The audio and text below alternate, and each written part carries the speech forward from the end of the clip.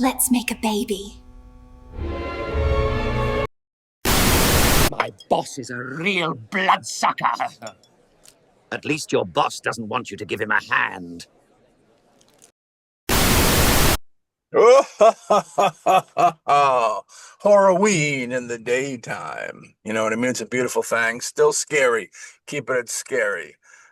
We're glad to be back with y'all for another HoRRoRWEEN. This is 2025 HoRRoRWEEN special. It's just the fifth anniversary, or this could even be, well, actually throwing in, I think the HoRRoRWEEN screenings all the way went back to like 2018. Yeah, I think 2018 might have been the first year that we did it, if anybody recalls off top.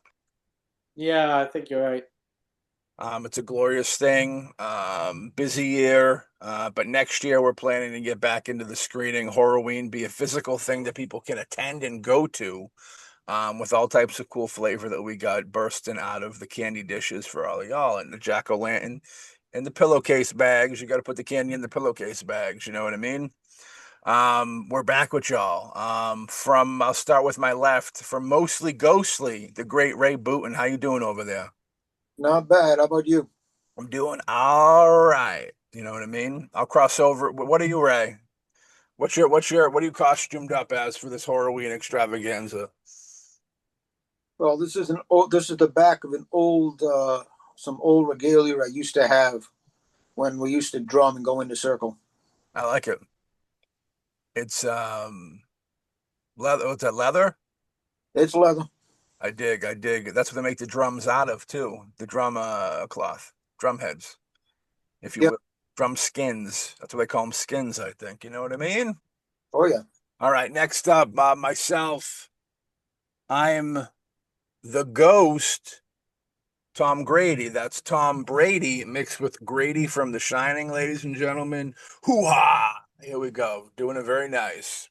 Over to my left, your right, the incomparable Alexander the Hawk, tinfoil hat and all. Yes. I am Mr. Conspiracy Theorist Tinfoil Hat Crazy Man. And, that's what he wears at his regular time. For folks out there that know Alexander Hawk. Keep it down. Trying to keep the radio waves out of my skull.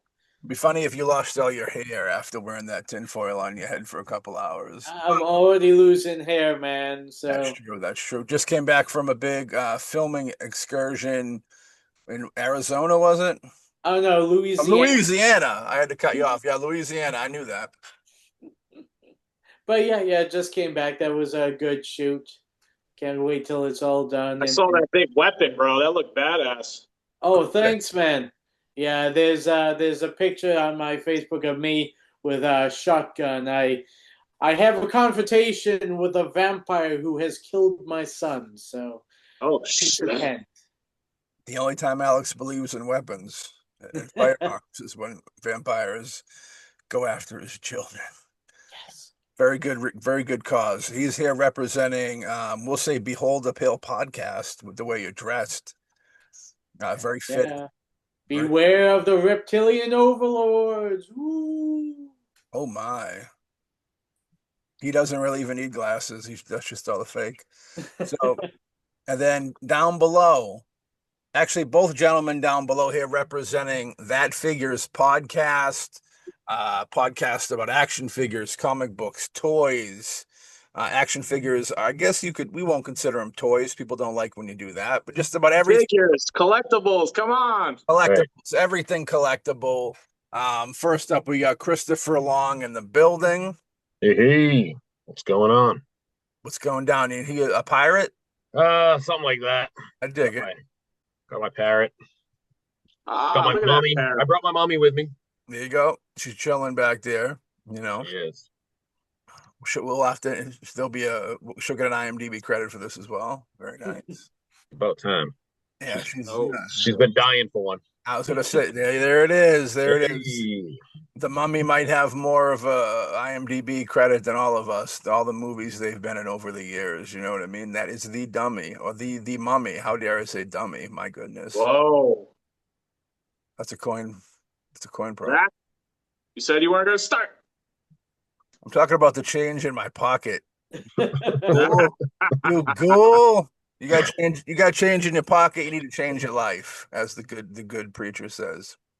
And the man who just spoke there with the double pumpkin, doing it big in his slop shop, killatorium, the chef. What's good? In the barn, bro. In the barn. The barn of the naked dead, doing it big. Live from the campground over here. I like it. I like it. It's got a good look. You know, This barn's been here for like almost 100 years, I was told. it's probably got a little bit of some ghostly flavor to it. 100 years and a farm, a lot of. I mean, it's got some weapons on the wall, you know, and it's got like some voodoo stuff over on the other wall. I don't know about that. You got voodoo? I don't ask questions, you know. It's not my barn, you know. They got voodoo over there? If stuff starts flying behind me like this, you guys let me know. I will. We'll let you know. Get that nice glow behind you. It's my thrift store find of a orange light for $5. You should have had the cameo of the hawk. The hawk guy. Did you get that? Or just Oh man, I should have. could have been on your booth, Hawk, for all the conventions you do. That'll be the Christmas special. We'll doll them up. You have it? Did you buy it? Yeah, I bought it. Oh, you should let Alexander Hockenstein buy that off of you, or work something out of friendship and love. And when he does the convention circuit, he should put it on his table, and it can hold like free promo shit. Maybe a special autograph or something from DJ Stan the Man, and we'll trade. Oh, that's doable. That's a doable Yeah. thing. We got a loving tribute out. Father's Prick, the heavy metal rock and roll band, was going to be with us again for another episode, but tragedy struck. I know they're on there. Was it the 20th anniversary? I think it was, or the 30th anniversary of their hit album. They were cruising around the country, and the tour bus flipped over. Oh, jeez. Yeah, it landed on Billy the Butcher and Swagger Dynasty, the bassist and the drum player. Oh, jeez. Not doing too good right now, I heard. Maybe they've passed. I don't know. I've been trying to get a hold of Father Prick himself, father-daughter rather, and I haven't been able to get a hold of him. It's a tough time. Yeah. But hopefully we'll be able to get word on how everybody's doing. Maybe by the end of the show.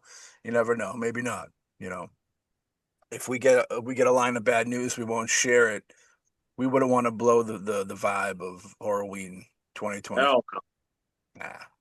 So today, I thought this would be a good time to get back into some creepiness, some ghostliness. We have the man, the myth, the legend, Ray over there. If you're going to talk about ghostliness, you got to talk to one of the premier showcase star of the Mostly Ghostly podcast, coming into the mix over here. I know that you probably get a lot of stories in your field. For people out there that might not know, first of all, go check out Mostly Ghostly. Check out the audio wherever you can find the audio. If you want to check out them uncut videos, of course, hit that Patreon. And we'll have a link in the description. So I don't even need to waste my words here.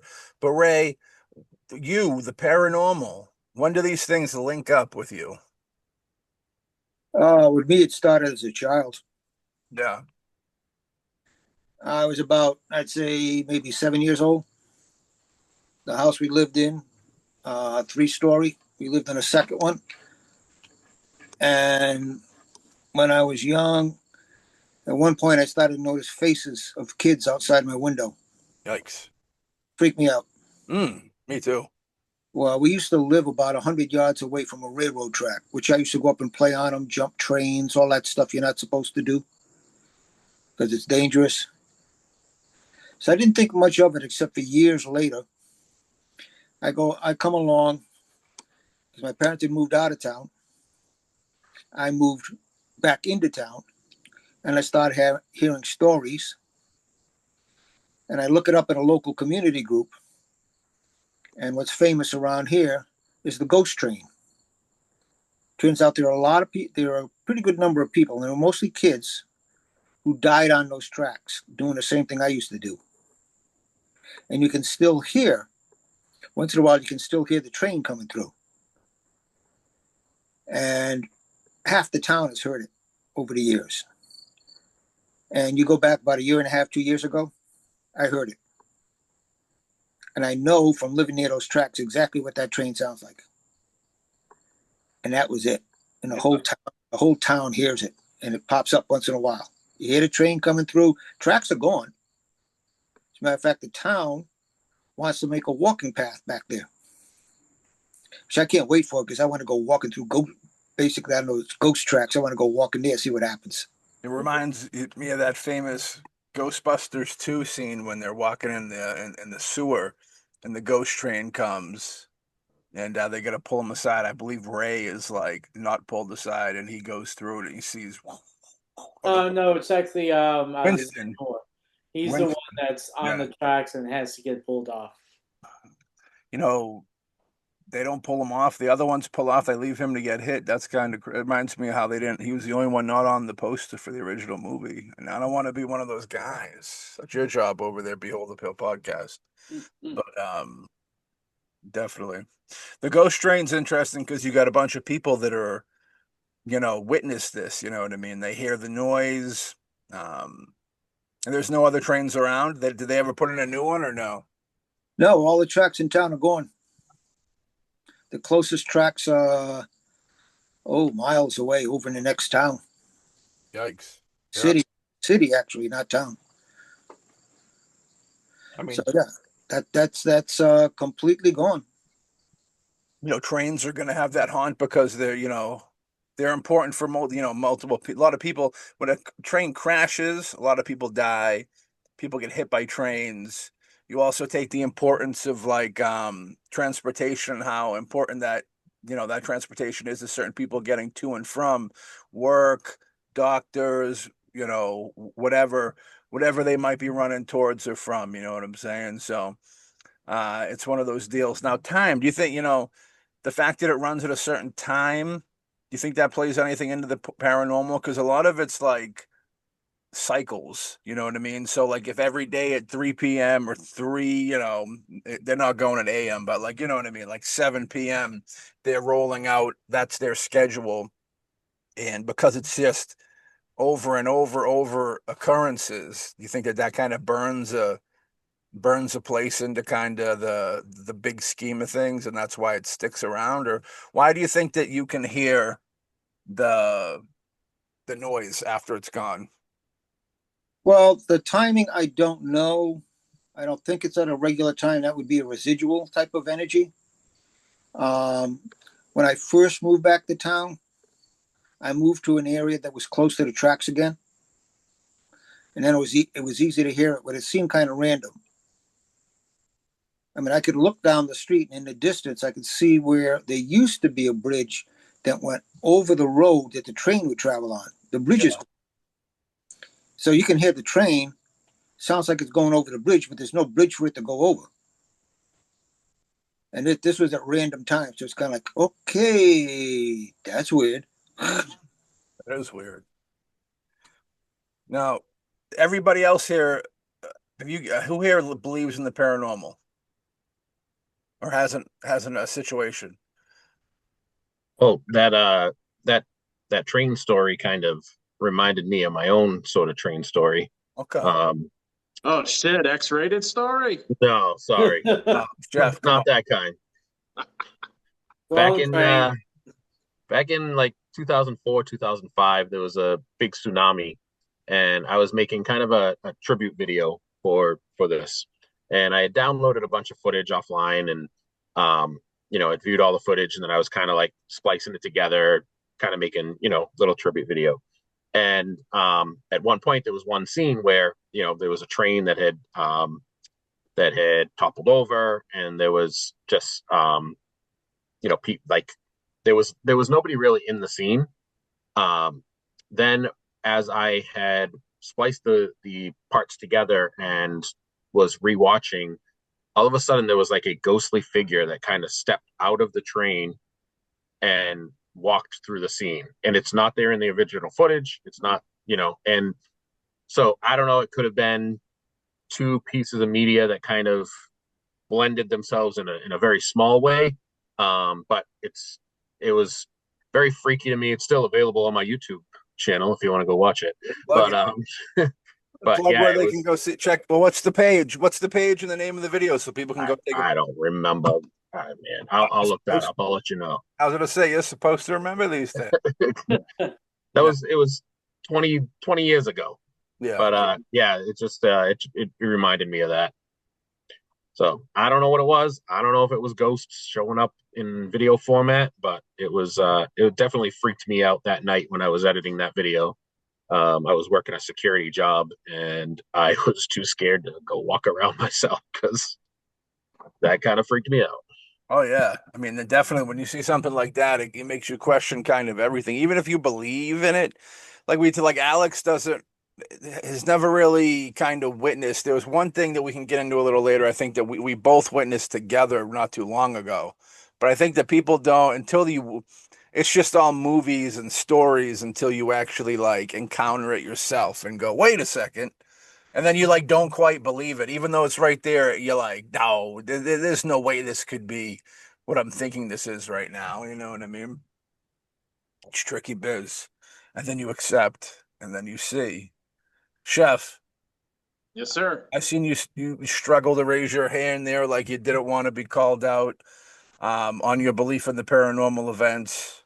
I don't like to believe it, but I have to admit that there's something greater power or different energy or different source, time, future, past. Definitely, definitely felt it. I mean, I don't know. It gives me goosebumps still to this day, you know? What, are you thinking of a precise situation? Yeah, I worked at Five Guys, and me and the utility guy go in 6 o'clock. I think we get everything turned on. You know, we run the dishwasher, we get the sinks filled up. You know, we turn on the grills. And one morning, it was just like a dark morning. You know, like a Stephen King, intro. Fog. We go in there, we go in the back. Now there's cameras throughout the whole place. So we're going, turning everything on. He's behind me, a little short guy. He's like, "Hey boss, we gotta get the floor machine going." I said, "Oh, we'll get there, whatever. We'll get there." So we go through these double doors you gotta go through like in a restaurant, like this. And all of a sudden, I thought it was him. And he's just like, "Check the gas." And I said to him, I said, "All right, no problem." So we're checking all these gases. One of them was on. So I was like, that's weird. Usually we shut it down. We got to lock it. So I shut it.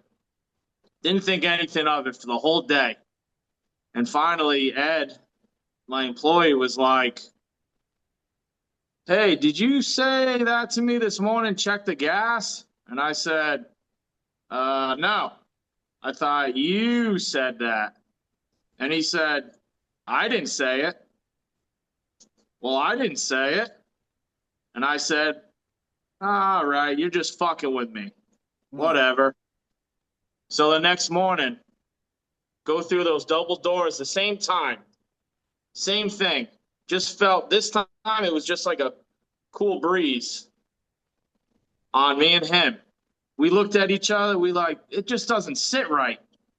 Check the gas again. It was left on. We couldn't understand why this gas lever, like literally a lever, you had to hold it, push it in, and shut it. We didn't understand how it was still getting left on. So, we go through our day, whatever. I'm going through everything, right? Turning off all the gas. I had a double. Turning off all the gas. As I'm turning that gas off, I noticed the pipe itself. There was a hole in it. So that entity, spirit, whatever you want to call it, was telling us, check the gas. So I called headquarters for Five Guys. They came out, they fixed it. They're like, "Good thing you noticed this. It could have been a big issue." And we're just like kind of mind blown. So I said, "Ed, I said, I don't believe in that." He's like, "Oh, I definitely don't believe in it, but hey, we have cameras So we go searching on the cameras, and in that precise time before, camera stopped. After, cameras turned on. So we're like, what the hell? And we did it for those 2 days, blank, blank. And I said, okay, that's weird, you know, whatever. So I looked, and I looked at the next day. Same thing, blank, blank. Recorded like that. So I was like, at that point, mind blown again. And I said, no way, Ed. I said, it's bullshit. You know, I think someone's fucking with us. Yeah.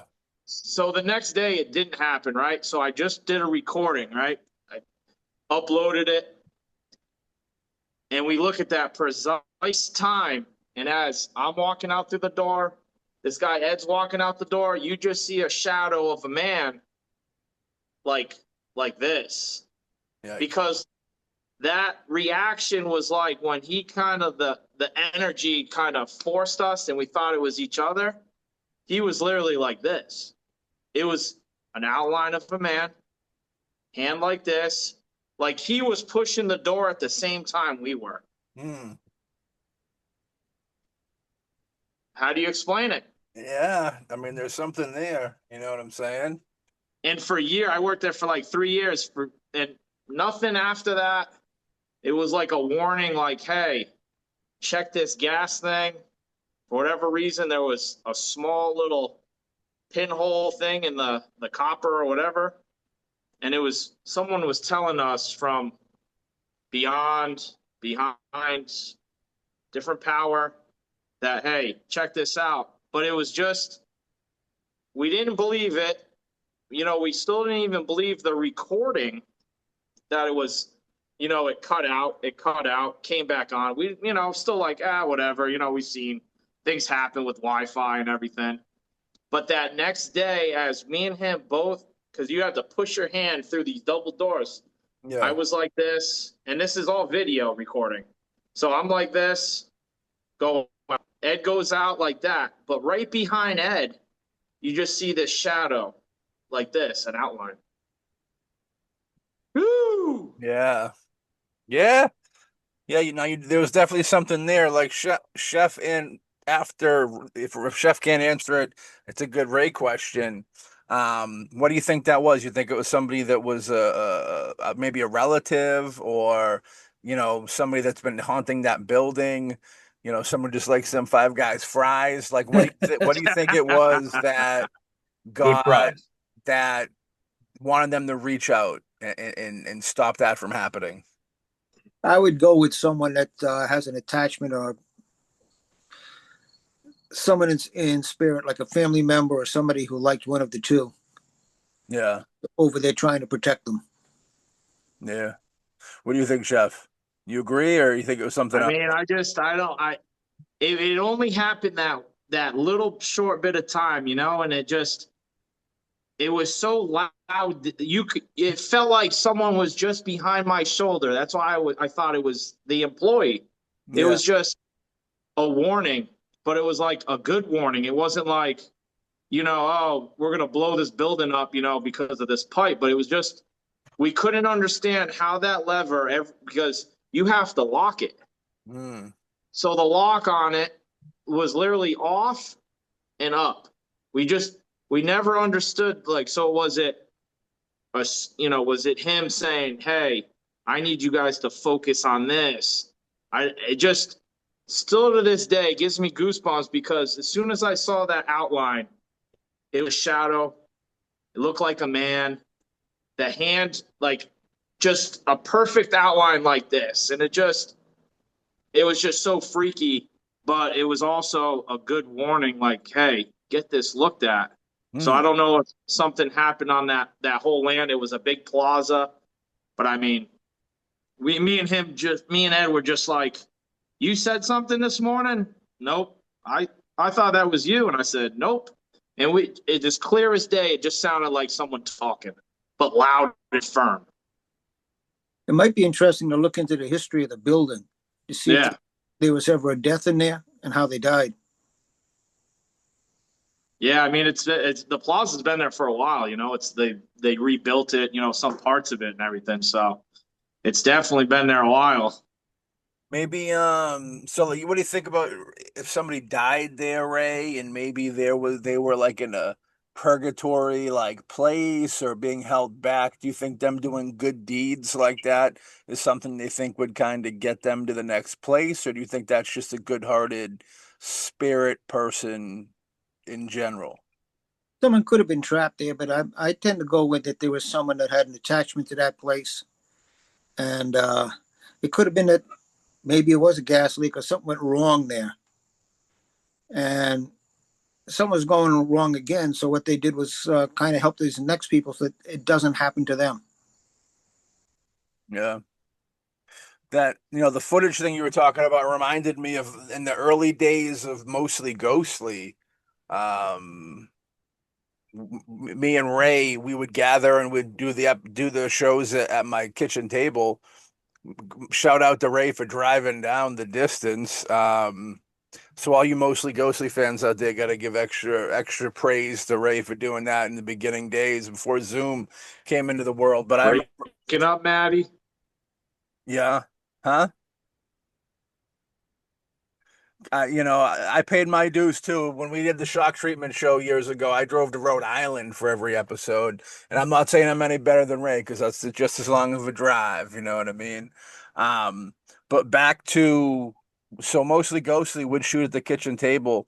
And I remember like would record, and when like if the batteries went out or whatever, it would cut, and then would put new batteries in, press record again, and there'd just be like a gap. So it would be, as you would assume, it would be okay, talking, cut, and then when you look at the next file, it's okay, we're back, pick it up type deal. So there was I don't remember what we were. Do you know what I'm going for, Ray?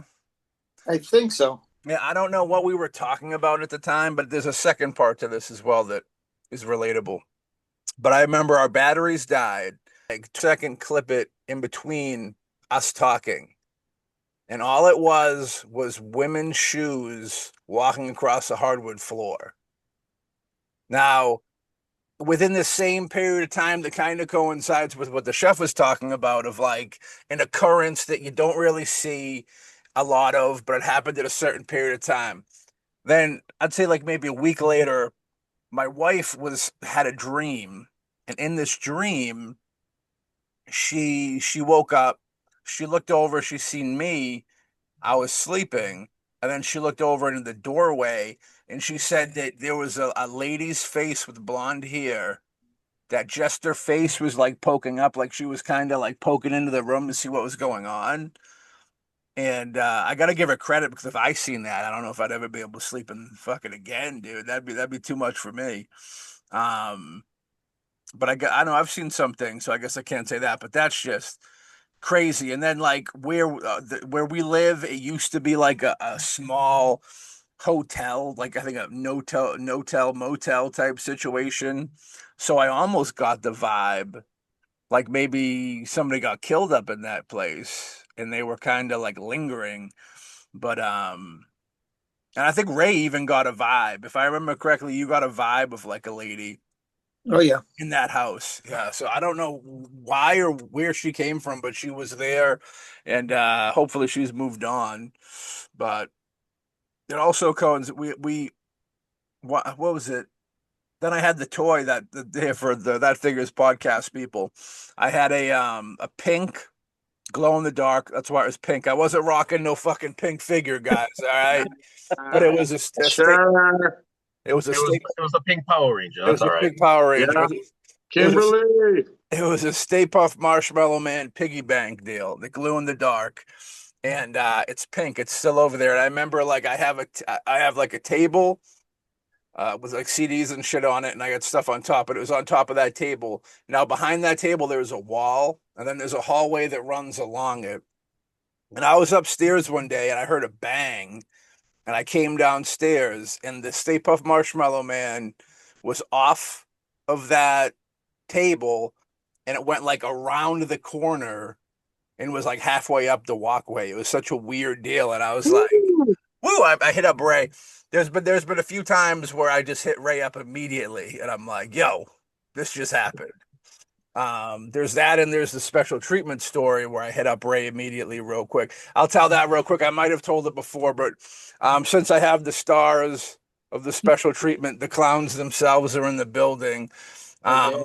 I'll tell the story. So we were shooting at this house. I think it was in Taunton, and it was a birthday party scene, and we had kids there. And I remember first of all, I think it was Hawk was coming up the stairs, and I shot the kids first. So like I'm shooting the kids, they're on the couch, they're like, yeah, yeah, yeah, the clown's here. They're so excited, and no issue. And then I remember when I walked over to the couch, I was like, all right, you guys are good. Pop up. I'm gonna sit down and get your point of view shot. When they got up, I heard this sound. And I was like, I remember stopping, and there was a dude there. Dave Maggot was in the building. And Dave Maggot was a dude that always would say that he could, maybe it was from stories I heard later, maybe it was Dave Maggot doing the when I told the kids to move. But that's unfortunately a sad story that I've heard recently about Dave. But he goes, and I go, you hear that? And he goes, yeah. And because he's always saying he's sensitive to those things too. So it's like, okay, because we're filming, it was just like keep moving, and it was bright. It was daylight like now, so it's like a lot of the creepy factor goes away when you're in the daylight. You know what I mean? Where it's like, well, you can quickly get past it. So I hear the noise. The kids get up. I hear the noise, and I remember either at the end of that day or like the next day, I was talking to the homeowner, and I go, you ever like have anything weird happen in that house? And she said, yeah, there behind the couch, there was like one of those openings. I forget what they call them, but it's like glass. It's like a half circle glass. So you can look out at the neighborhood or whatever. And there was like a plant that was hanging in it. And there were windows, but they didn't open. So I go, you ever have a weird occurrence that happened in that house? And she said, yeah, in that window area, every now and then I'll look over and the plant in the window will just be spinning. And I'm like, interesting. So I go, well, that's weird. So then I go, all right, cool. And then I go to investigate it. And I remember it was the morning. And I looked up, the address and like if anything happened there. And they said there was a dude that died there that got in trouble at some point for being like a sex offender. Jeez. So then in my head, it was like, well, when did I hear that noise? When I told the kids to move from that spot. So it was like, whoa. So I think it was like a pedophile, the spirit of like a pedophile, which I could only imagine the evil within that is just torturous. I don't know if something like that would be, that's a weird deal. That's a weird element. I mean, I highly doubt you're going to heaven. You know what I mean? If you die, if you're doing shit like that, but you would assume hell. But I don't know if it would be something where a purgatory type vibe, because I don't know. Like, why do you think somebody like that would be left behind, Ray? You have any opinion on that? Well, if you remember back then when I arrived. Oh, yeah. I remember I told you that place just felt wrong, and I did prayers of protection and stuff like that because there was something wrong in the house. But what you could have is that predator's punishment is he's never going to move on. He's going to be stuck there. I mean, he can look at kids, but he can never touch them. He can never live again. He can never walk, eat, do anything. He's just going to be stuck watching life pass him by, getting pissed. And you do that for eternity or however long it is. I know there are some cultures, so you go over in India, if you abuse children, they have thing, I think it's called lax. I don't know exactly the word, but when it designates 100,000 years. Yeah. And what happens is if you abuse children, you're cursed to reincarnate or walk the earth as a ghost for 10 of those things. So basically for 1,000,000 years. Yeah. You can't move on. Yikes. because you touch those kids. Yeah. Now, that could be that same sort of thing could be happening to that pedophile. I think so. And I do remember. I remember like I've never really seen Ray angry, but I remember like you were in a bad mood, and you weren't like being uncontrollable or like a nuisance to anybody else. But I remember you like being visibly like upset about being there. And I definitely think something's up with that house.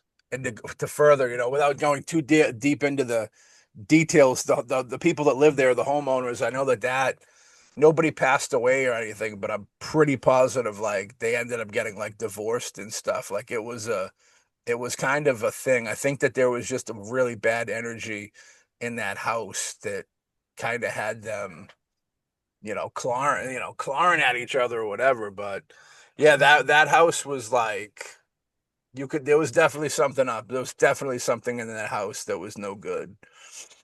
And I think it's that dude. Well, if you talk about pedophiles, I was driving out on a local road. Actually, it's a couple towns over, and the person with me was also sensitive. They could pick up on things. And this is no businesses, kind of like a semi-country road, houses spaced out. Yeah. And I'm getting this weird feeling, and they're looking and they go, look at that house. I give it just a quick glance. They had picked up on what looked like a kind of a kid, but not really a kid. It was kind of creepy, staring out the window. And I'm the type like, look away. That's not what it's portraying itself as. It's kind of like trying to suck you in or something. So we did our thing, and we turn around and come back down the road. Now we immediately notice other landmarks and houses and stuff. So we're gonna take a glance, see what happens. We go by that spot. There's no house there. We're going, okay, we freaked out. I get on the computer, I do research because I immediately started looking at the street numbers on the other houses around it. Went in, plugged in what that house number would have been. And sure enough, the house had been torn down. And the person who had lived there had been a pedophile. And kept tracking and luring kids into the house. Actually been caught by the state. He was dead by the time we drove through there, but spent like 20, 30 years or something in prison. It really got a heavy sentence on it and stuff like that. But there was a residue there where you could, if you're sensitive at all, you could pick up that evil just staring out at you, even to the point of seeing something. Do you think that the evil that was him kind of showed itself as a kid to try and lure kids over to play with him, and then he would soak up their energy or something? I think it was trying to lure kids or anybody who's unsuspecting, preferably the kids. Yeah. Yeah, that's chilly vibes right there. Whew. Yeah. Yeah, well, that Dave dude, we had a couple stories with him. He was on the Mostly Ghostly show, and he told the story of another dude that was over in Hanson at a rental space that was supposedly a pedophile. If I remember correctly, like he had story. Everybody go check out that episode if they want. I think it's called like Rental Space of Horrors. I think it's like the second or third episode of Mostly Ghostly, and he talks about somebody seeing like a torso walking down the hallway. For some reason, there. I remember like them breaking open and like taking a board down, going into some room that was like the guy's office, and he had like children's shoes and like a glass dildo or something crazy like that. But that whole story was like that place I knew about the place growing up in my teenage years because it was like a warehouse where everybody that kind of was pursuing being like a hardcore dude or a punk rocker, like that's where they would rent space to like practice. It was like that, which I mean, that shit in itself brings in some negative energy, all the debauchery and shit happening in places like that, drinking and drugging, probably rape, like all types of madness and crazy shit.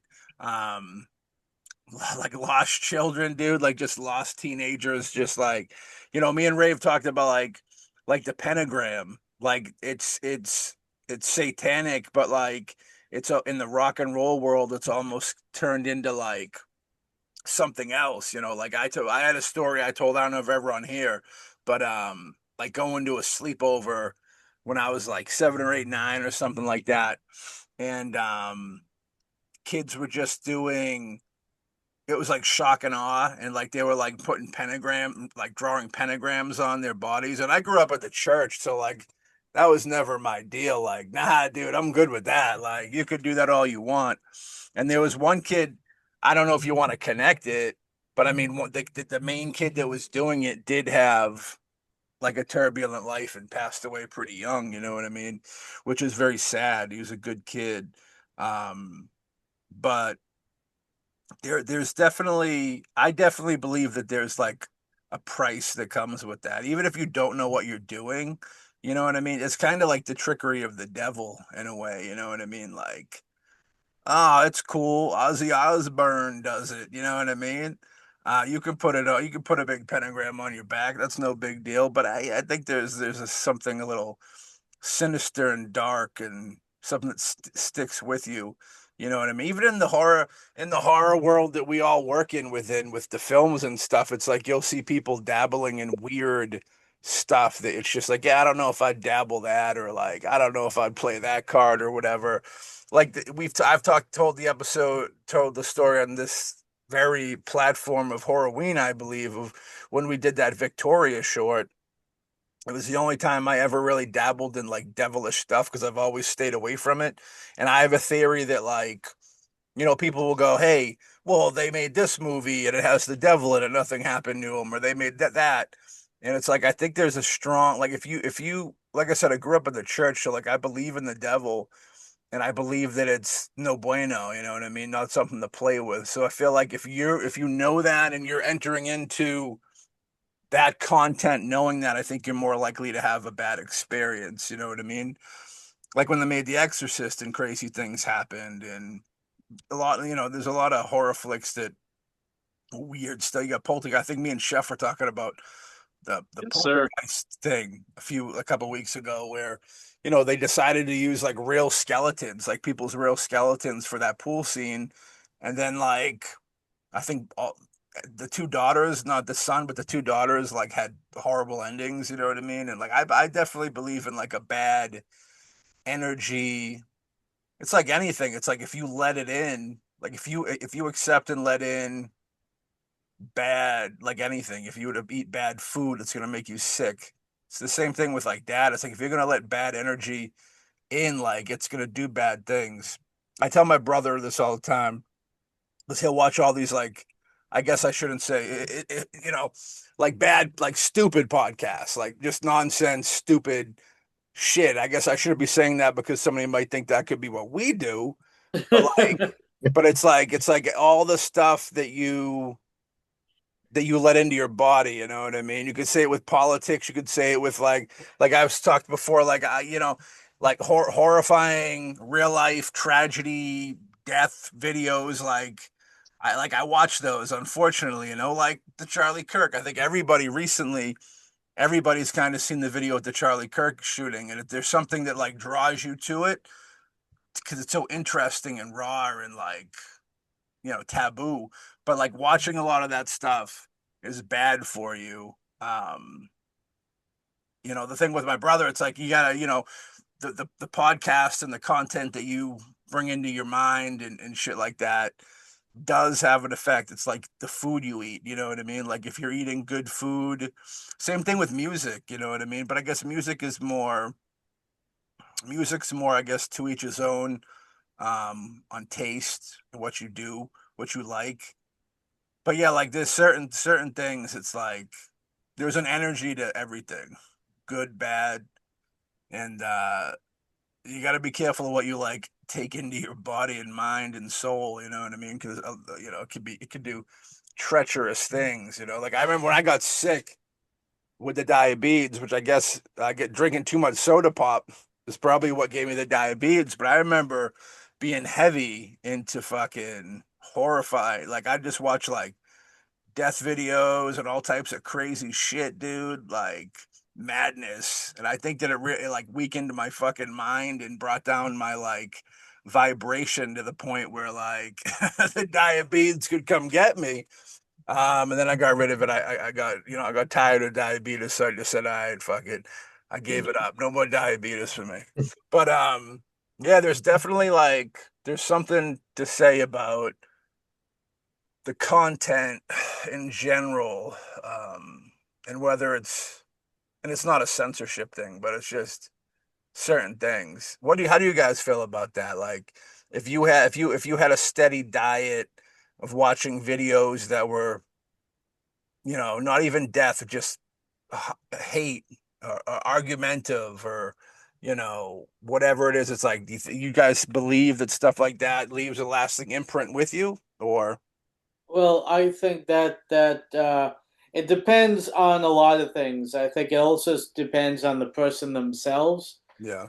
because I mean, you can have two different people that they watch nothing but negative things, and one will go out and kill somebody or hurt somebody, or like, oh, I got this idea from this movie or TV show I saw, so I'm going to do it. And then you'll have another one who's probably get depressed or not happy, but will go on with a life and not give it a second thought. I mean, the fact is, what you decide to put into your mind, into your body, and all that affects you. Now, taking who you are as a person depends on how hard it affects you.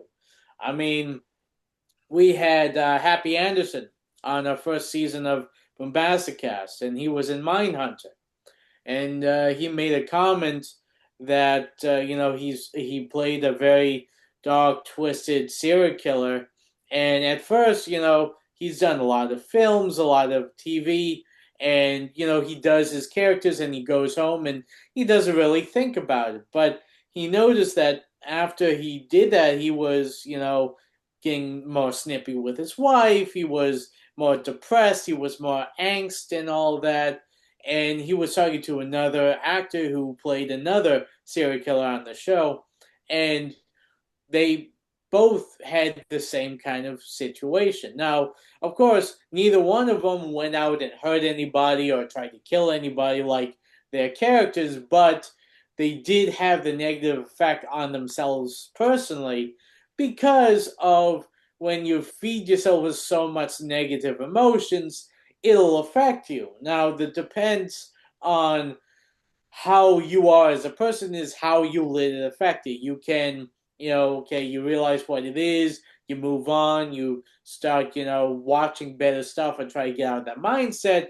And there are those who will, get even deeper and darker, and then they themselves will do or try to emulate what they see. So it's all a combination of what type of person you are and what you're feeding yourself. It will always affect you, but depending on who you are as a person depends on whether it will affect you more than others. Right. No, I'm with that. When I said hate video, I wasn't talking about clan meetings or anything like that. I just wanted to bring that up. Like people just like fight videos, and yeah, like when I was before the before the diabetes, dude, I was watching, like, I would fall asleep every night watching like videos of like dark conspiracy rabbit hole shit, which, the world's pretty dark, dude. You know what I mean? There's a lot of crazy shit. And I think just some of it true, some of it maybe not true. But I think that stuff just kind of, it's weird. It's like there's a thin line between, is it really mentally worth knowing all the dark shit that goes on in the world, because it does take its toll. But yeah, just like going down rabbit hole after rabbit hole of just how fucked up the world is and stuff. And like, I wouldn't fall asleep to like death videos, but I'd watch them. Like, you go on, like, I think rotten.com was dead at that time, at that point, but that was like when I was a youngster, when I was a teenager, like rotten.com was a big deal. I don't know if any of you guys ever kind of got into rotten.com, but it's just like gore shit, like real life gore stuff. It's like faces of death type stuff.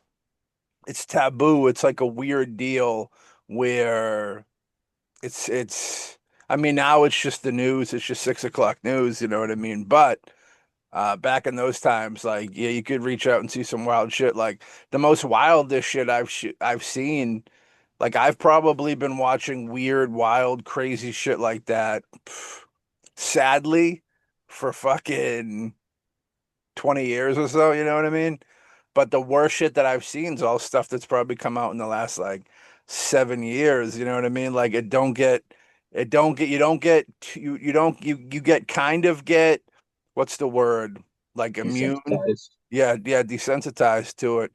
But like there's still stuff that pops up that's like horrifying, you know what I mean?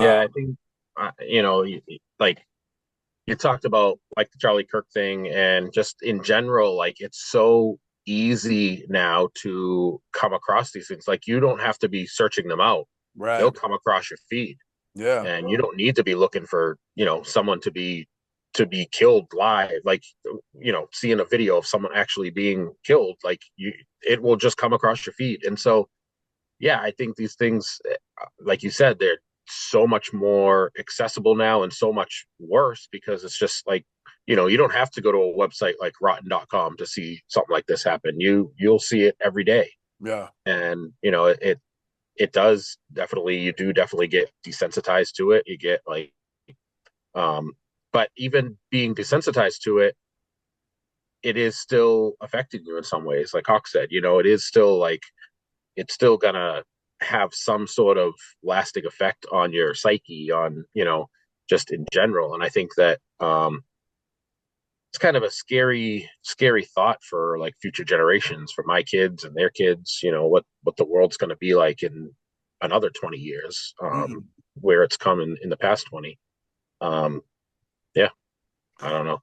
Ray, on the spiritual side, I agree with you 110%, Chris. But Ray, on the spiritual side of that, seeing something like that, do you think, yeah, there's something that physically haunts you because of the images, but do you think there's a spiritual haunt of that person maybe going out in a video that because you're watching them at their most, vulnerable, darkest time, do you think that there's some type of weird connection that connects you and that person dying in that video? I don't think so. I think it might, if you're looking at a lot of spiritual groups, it might lower your vibration. That's why you feel bad. Yeah. But I think I don't think there's any part of that person reaching out or doing anything. Mm, that's good. I mean, I've always been curious to that too, because it's like the dude's dying in the video, the dude that's dying in these videos aren't, they're not cool. They didn't sign no waiver, dude. They ain't hip to the fact that they're like millions of people are getting entertainment out of their last breaths. I remember, and it's like that whole cell phone thing. Like I remember, what was the deal? I think it was with after George Floyd got killed. We've went in like a political direction, but I remember after when they were doing the riots, I remember there was a dude that owned a store, and they like, I don't know if, I think they shot him. He was a guy that was like a retired cop, opened up a store, and I remember they shot him, and some like his last moments, somebody's like holding a video, like a fucking phone up to his face while he's like death rattling out, and it's just like the anger that like, if you're getting killed, dude, it's bad enough you're getting killed, but you have somebody holding a camera in your face, the energy that I think that would create. We talk about feelings of aggression and things that stick around and stuff like that. And I'd have to assume maybe you don't hate the person, but you have heavy negative feelings towards somebody that could be helping you, but they're holding a phone in your face while you're dying. You know what I mean? I would assume there would be kind of something that would come with that. I guess it would all lean on the conscience of the person, kind of what Hawk was saying, which it's like, do you think that you're like Tom Brokaw holding that camera up, or you like think you're fucking just looking for clicks on your Facebook page? You know what I Yeah, mean? Pretty much. Just trying to yeah, get that social engagement, that's all it is. yeah. All I about the think views in this generation, you know? For sure. And yeah, I would Patreon, think views and Patreon. I would think that if anything's going to happen, it's going to happen to that person who's holding the phone, Yeah. or maybe that phone itself. And I know from personal experience that devices can, uh, well, remember I met with you one time in the Bridgewater Triangle, Yeah. and then I was using GPS to get home and set it. And I'm going down the road, and GPS says, return to the correct route. It wants to turn me around. Nope. Go down the street. It did that several times. So I finally pulled over, turned the GPS off, kept going down the road. GPS turns back on, wants me to turn around again. Wow. Then that happened a few times. I finally pulled over. I turned the GPS off. I turned the phone off. I powered it off. Put it down, get down the road. Phone powers up. GPS comes on. It says return to the correct route. It wants to turn me around. Now, at this point, I'm going, uh-oh. But I recognize the route number, and I know what general direction to go. So I'm over there like, I got you. Took it, went home. Phone would work right. Couldn't open apps. Couldn't do anything with it. I got a little book of all things to get rid of, like exorcism and get rid of things, attachments. Yeah. I went through that. I did the phone. I did myself. I did the house in case it released in the house. I did everything. It took me about 45 minutes to an hour. When I was done, everything worked fine. Yeah. So something latched on, and it used that phone to try and keep me there, try and trap me there. And I'd say that person that was shooting that video, I wouldn't be surprised if they had some phone or haunting issues afterwards. Yeah, I mean, I would assume. I mean, you're talking about like, I honestly, it's one of those things. It's like the darkest of the dark. It's like, I guess it's like documenting real life or whatever. But like, I don't know. It's like it's not the time and the place. To go back to the Kirk thing, when they were pulling him out of the courtyard or whatever, there's like a video of them bringing him his body, and he's all like lifeless, and there's like this chick like video like phone like putting it on her phone.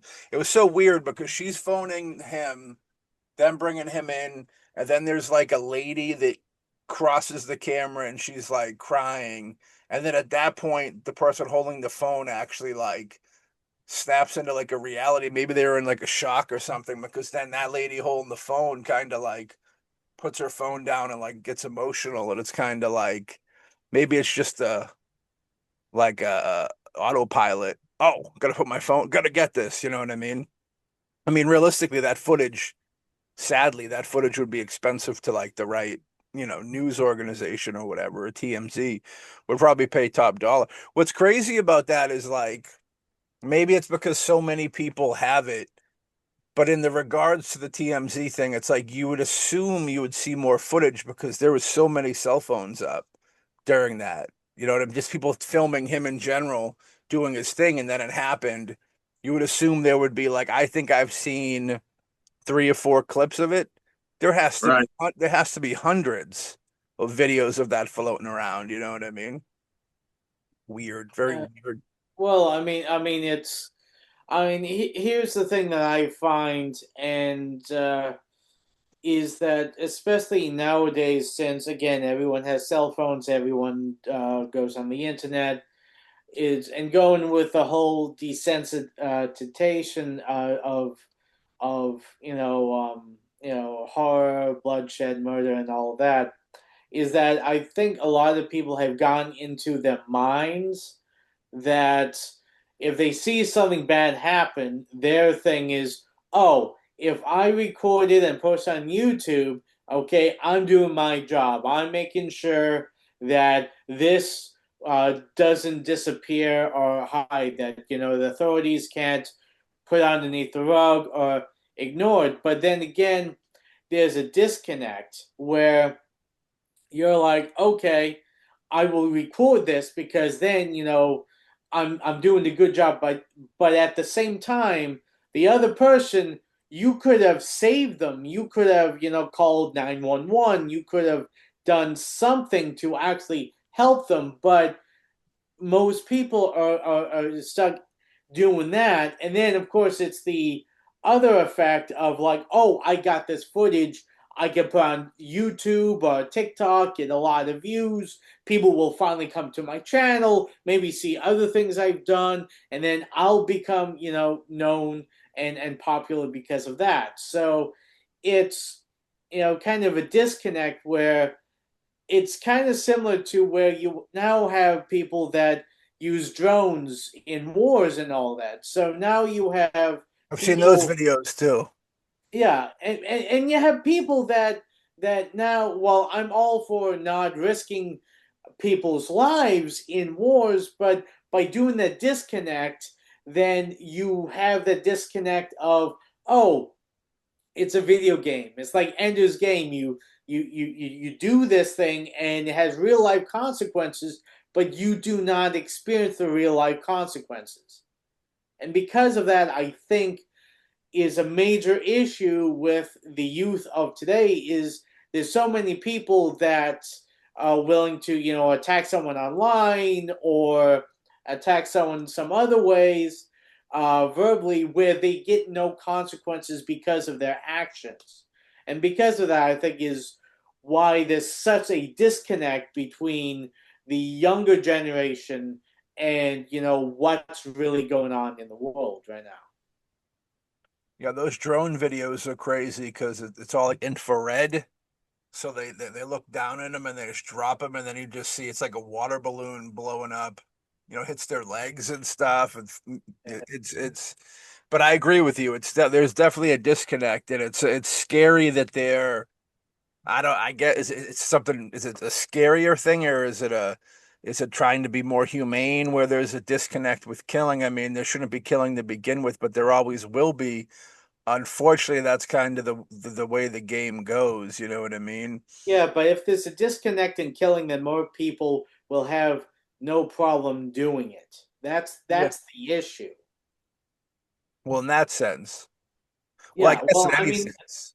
You look yeah, at but I mean, the thing is, then you have to ask yourself, is okay, let's take out the fact you're not the one actually killing, but you're the one witnessing this. Okay? yeah. Now, okay, you whip out your phone and you record it, you have footage of the guy doing this terrible act. Hmm. But if there's a if you call 911 or maybe even you could have gone up there to help prevent this, that kind of like thought process doesn't seem to cross a lot of people's minds now.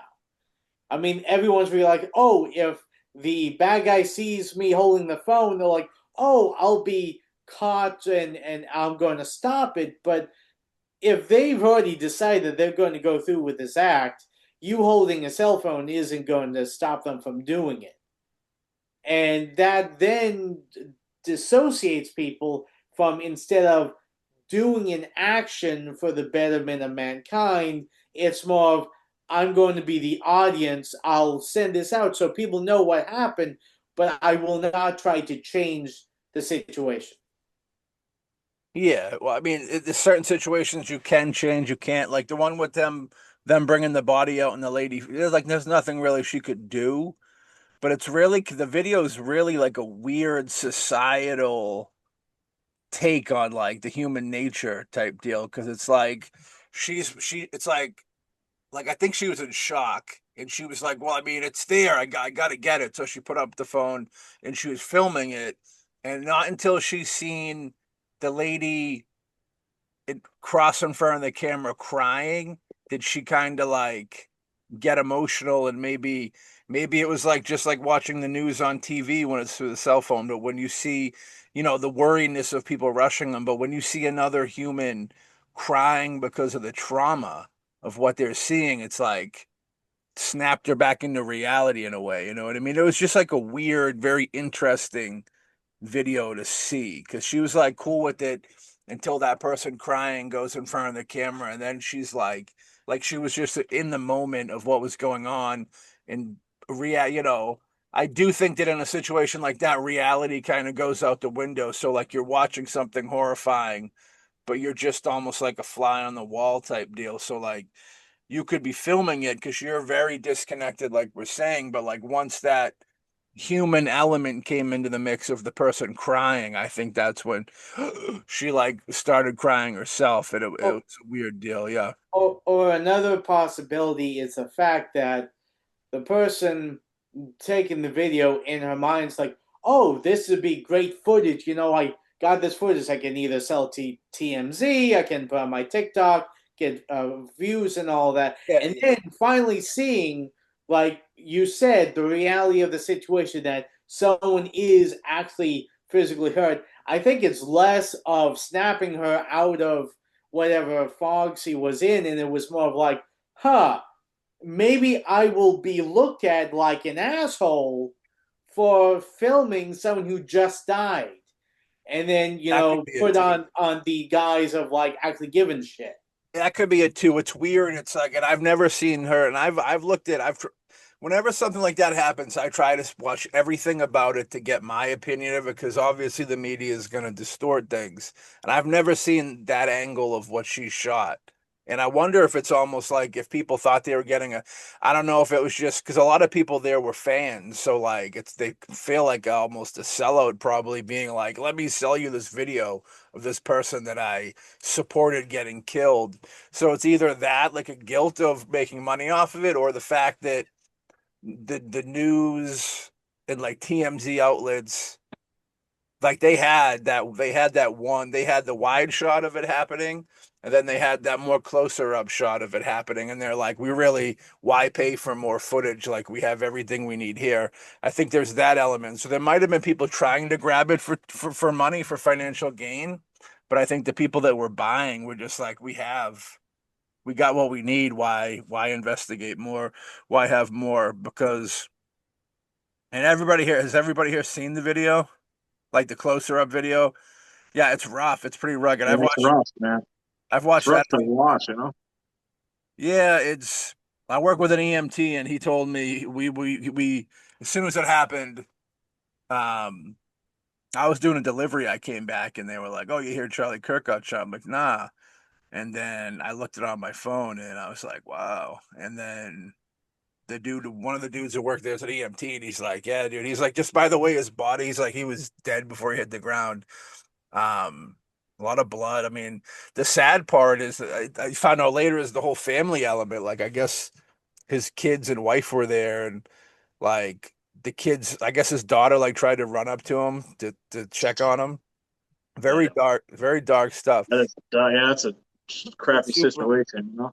it's super dark. And then like, I'm not trying to get political, but like the people that were trashing him after him died, that was really fucked up.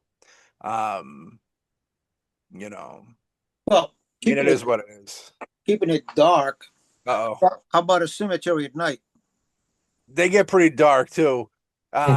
They get a lot of ghostly happenings, I hear, over there. Yeah, they always have a bunch of boys and ghouls out there. Boys. Black cats.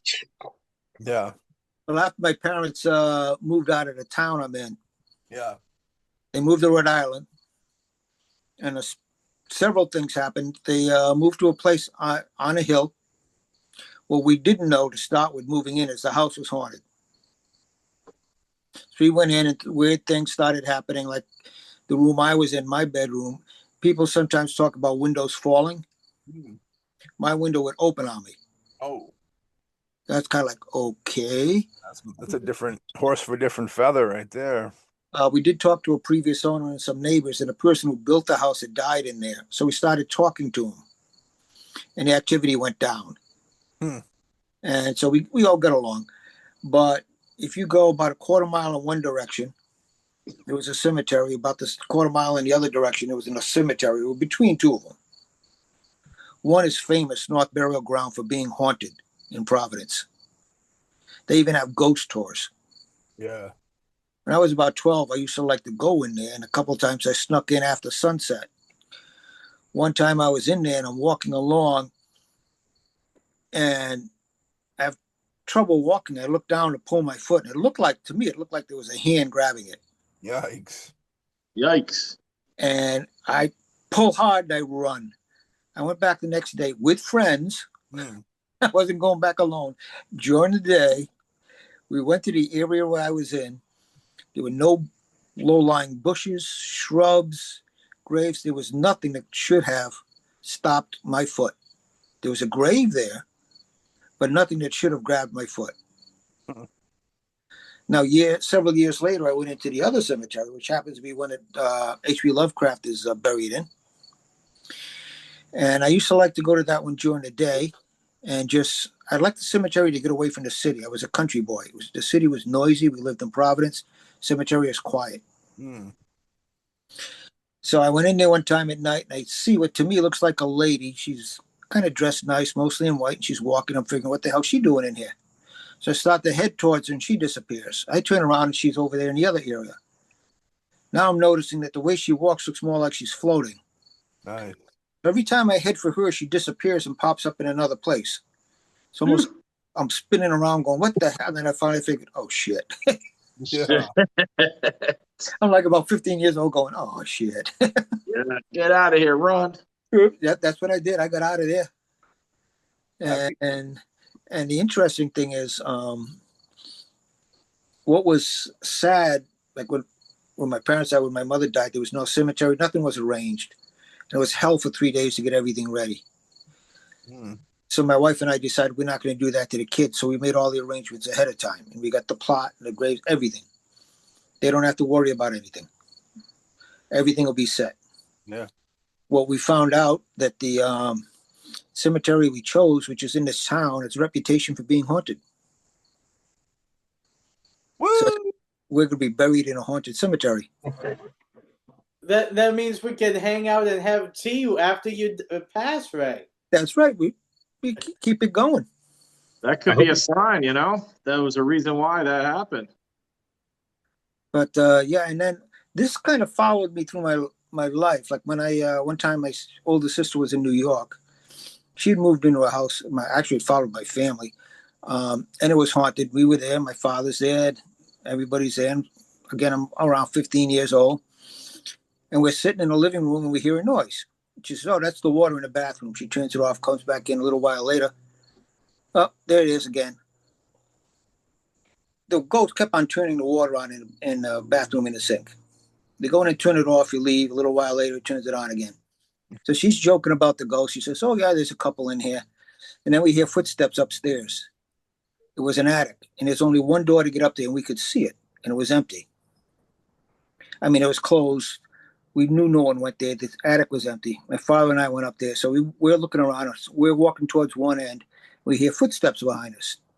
We turn around, there's no one there. We walk down that end, the footsteps are now behind us on the other side. So we did that a couple of times and decided we're getting out of the attic. Hell yeah. Wow. So that sort of thing started to follow me. And later in life, I started to follow it and track it. And went to look for places like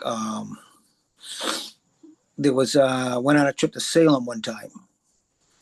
And we're at this place in this famous house and stuff like that. And with my wife, and we were looking around and stuff, and the guy's giving his speech, and both of us look up and we look at this window, and it looks like there's a man up there staring back down. A couple of other people looked up too. And we're like, "You see that guy in the window?" "Yeah." And then we go back, and the guy's telling the story, and after he goes, "And sometimes you can see the ghost in the window up in the corner." Yep. Oh? Yeah. It's like, okay, we got that one. And well, you know what? It was a mostly ghostly episode. From a couple of years back, Ray goes to paranormal prison. Oh yeah. I was visiting I got relatives, I got kids out in Ohio, and you got the Ohio State Reformatory, which just about every ghost hunting show has been in. We were lucky enough to be able to go in it. And we're looking around, and three things happened, and I think we got the recordings on that episode of Mostly Ghostly. I go into this famously haunted cell. There's no one else around. And I ask him, I got a recorder going, "What do you think of my being here? I'm in your place." And then before leaving, I go, "Do you want me to leave? Do you think I should leave?" I listened to it afterwards when I asked him, something along the lines of, I'm in this cell and stuff. He heard his voice in a very nasty, low voice say, "This is our place." And then when I'm talking about leaving, the same thing happens. It says, "Get out." So I left the cell. Sure. Then my wife and I, and we got our kid and her husband, we're going around there, and she has an obelisk which supposedly supposed to change energy into words. And hers also has the voice, it talks to you. And we're going around, and it starts threatening. And it says threat, danger, psychics, hurt, that it starts kicking this stuff up. It's like getting nasty. So I go over there and I go, okay, who are you? And he goes, Legion. Now, if you read the New Testament, Mark, when Jesus asked who's possessing the person, it goes, we are Legion, for we are many. So that's the demon. And I did a whole bunch of prayers right there. Sure. Like, nope. And then I was in another room, a different one. It was a room with a recreation where they used to go, the good ones. But I was in there looking around, did a whole bunch of things. Nothing happens. The room's empty. It's a large room. I go to walk out and say, okay, I'm leaving. I hear with my ears, nope. Now I had the recorder on.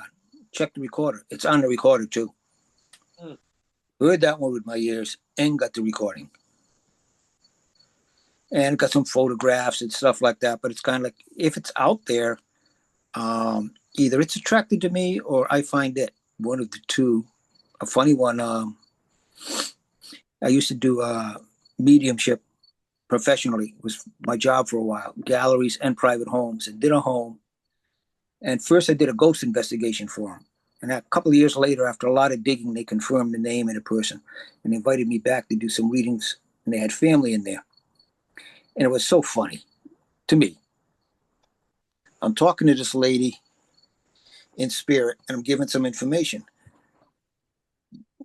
And I give this information out, and as one of the people saw sitting there, this lady who is sitting there goes, oh, she was a bitch. Now, on the coffee table, there's this glass candle holder. It had no candle in it, nothing lit. It was just a pretty decorated glass candle holder. This lady goes, oh, she was a bitch. That thing goes crack, splits down the middle, boom, falls. No one was near it, touched it. I turned around to the lady and said, don't speak ill of the dead. She's like, no, I won't. I'm sorry. She was like, no, I'm sorry. It's okay.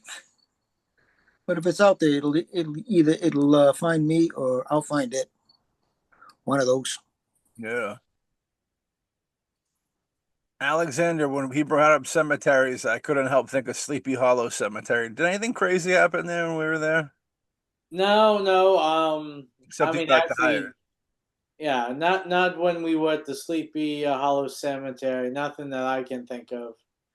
And I'm sure I know the segue that Matt is trying to The very segue is involved.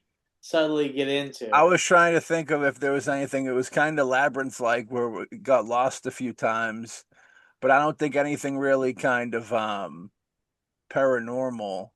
Um, I mean, you got real tired and had to sit down. That's not out of the order. Yeah, Paranormal. yeah. Well, when I was sitting down and you left, I did hear a voice say, "Leave him, Leave leave that asshole, let him wander alone." We went to and then the Sleepy Hollow Bridge is no longer there, right? Yeah, Correctly. Yeah, there was weird, no weird people. Big cemetery. I should probably take another look at those pictures to see if anything was in the mix. Um, there was the dude in the van. You remember the guy in the van? He was in like a serial killer van, and we stopped him to ask directions. And he's like, "Why do you think I work here?" And I'm like, "You're in a maintenance van in a cemetery." And he's like, "Oh yeah, I guess that would make you think that." And I'm like, yeah. "You'll be all right." When we went into that like mausoleum, remember we went to that mausoleum spot? Yeah. We were thirsty, but like the sink was so crazy that we didn't want to drink the water out of it. Oh yeah, because we didn't want to die of something. Didn't want to die. Yeah.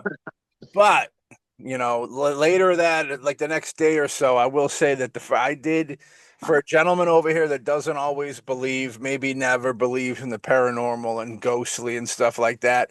I was there firsthand when he witnessed. I think he still kind of naysays it a little bit, but I think there was something paranormal going on in this situation at the hotel. Do you want to tell the story? Or you want me to tell the story? All right, I'll tell what I remember, and you can fill in any blanks.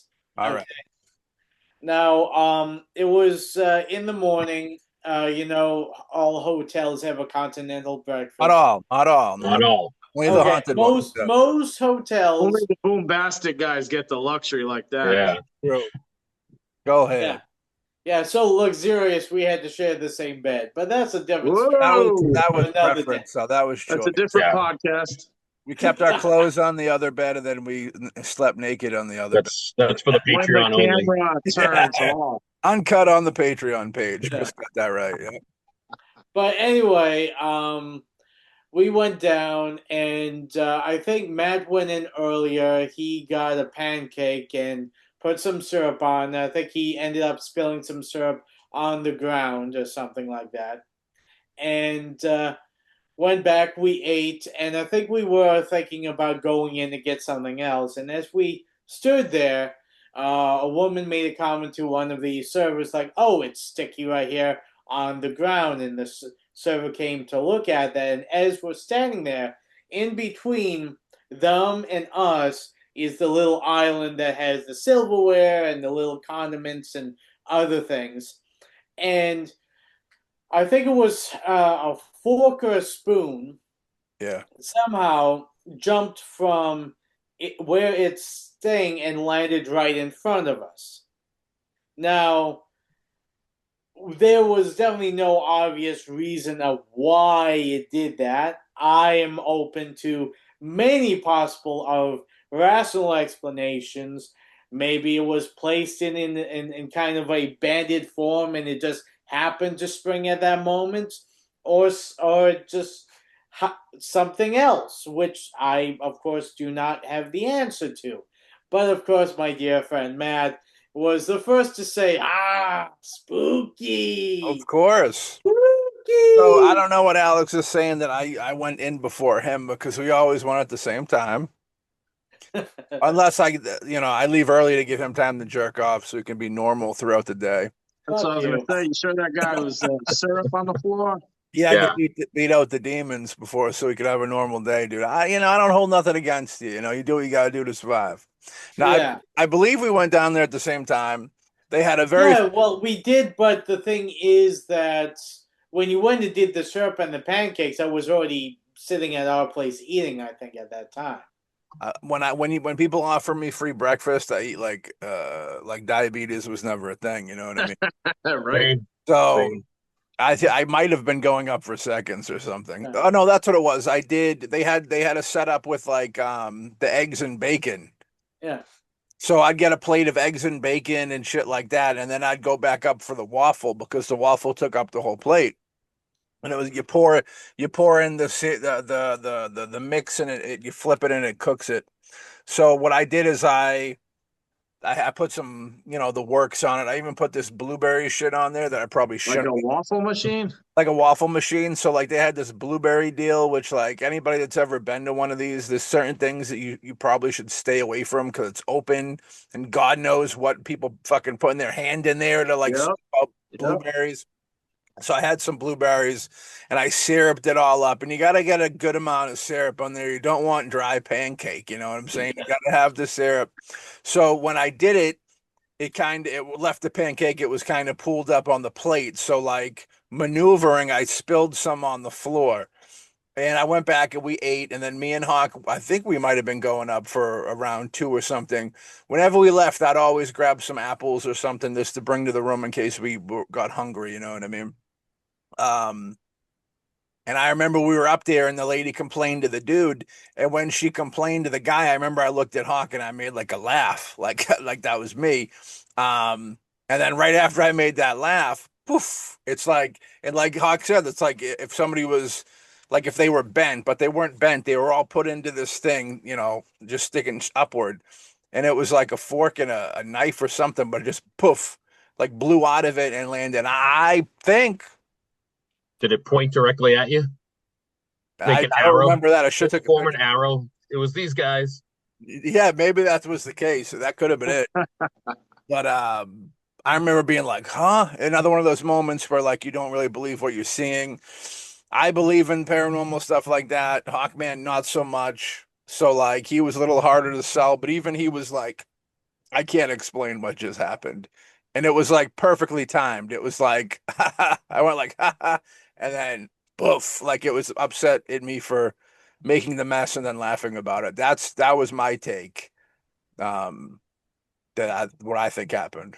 Yeah, so it probably was like a ghost of some maid that had worked there before and was like butchered in one of the rooms and It would had to clean up the mess if she was still alive, and Matt had a laugh in her face of all the crap she had to deal with when she was alive. So somebody she that yeah, like they were like clean up the area, they cleaned it, then like an earlier version of Matt Fisher came along, spilled something, and then the manager was like, I told you to fucking clean this up, and then fired her or something, and then she went home and like killed herself because she couldn't afford to live anymore, you know. That's this At least that's what I like to think in my heart happened, you know what I So mean? Alex likes to defunk all these kind of things, stories. Well, as you could tell when he goes, you know how when you bend things and they blow, they push up because you bent, you put them in there bent and then they push them. That's him debunking. Yes, that's him All trying right, to all debunk. right, all right. hey, the thing is that there's many different possible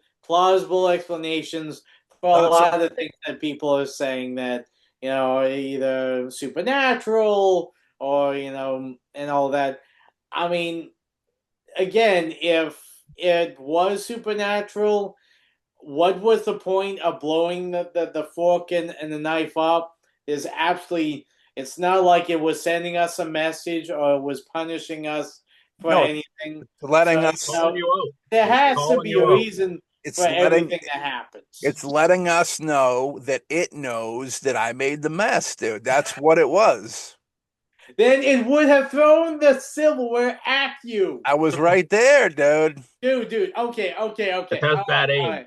right. You had it here. We were here. It bounced up here and landed here. It Ooh, look wasn't at this at. battle right We now. were back a ways, man. Maybe she used to be a fan of the BoomBasticAST or something. How am I supposed to know these The things? battle of the stars over there. There you go. Crashing stars. Little So, life hack for anytime you're at one of these breakfast buffets, yeah. they always have the bread to make you toast. They got the little peanut butters, they got the little jellies. Take some of those. You got lunch too. Oh, yeah. That's Yeah. Breakfast, lunch. All you gotta pay bagels. for is dinner. Yeah. True. And True. it was pricey. Upstate New York gets a little pricey. Not as pricey as the city, but just up there. But yeah, I'm always whenever there's like free food, I yeah, like the skulls, man. that's when yeah. I was going to say, check if a place has a buffet, Yeah. check what time it closes. My wife and I stayed at this place one time. They had a buffet. It closed at 9 o'clock. What's the point? You're not even up by then.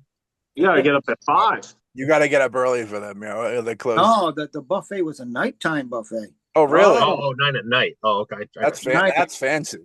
9 at night, and well, it was an all-inclusive place. But the thing that was fun is, at 8:30, I remember like seafood night. At 8:30, I went downstairs to bring some snacks up to have for my wife and I. No, yeah, I picked up some pastries and stuff, but I also picked up some lobster tails for me. And Yeah. whatever they were serving, Hmm. I get an extra tray and bring it up just before they closed. Yeah. A lot of people did that because the next morning you go outside, everybody be leaving their trays outside, and they come by to clean a room, they're picking up your trays. That place got busy dinner time and around 8:30. So check what time the evening buffet closes, and then just treat yourself to a little something before you go to sleep.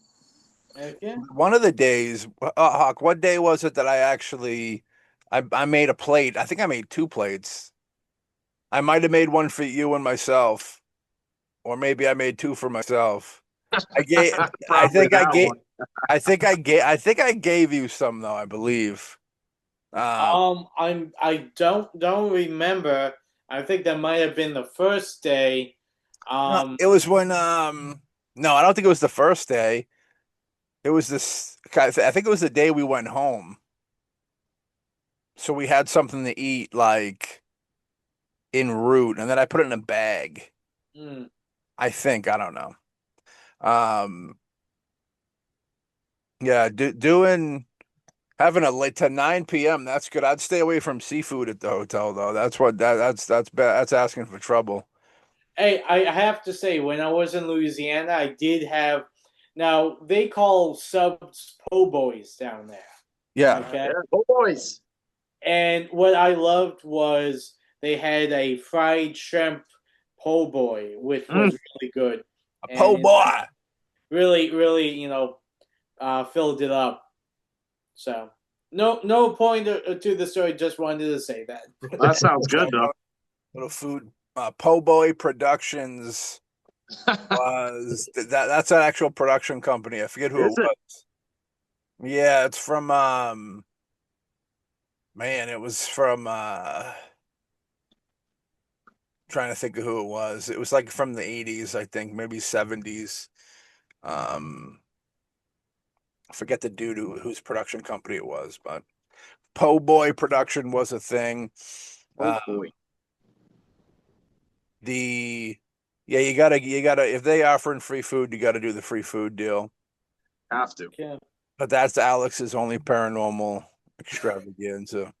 Does anybody else have any paranormal extravaganzas they want to bring up?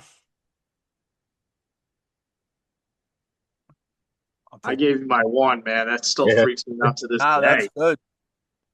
You notice my video cut off for a second?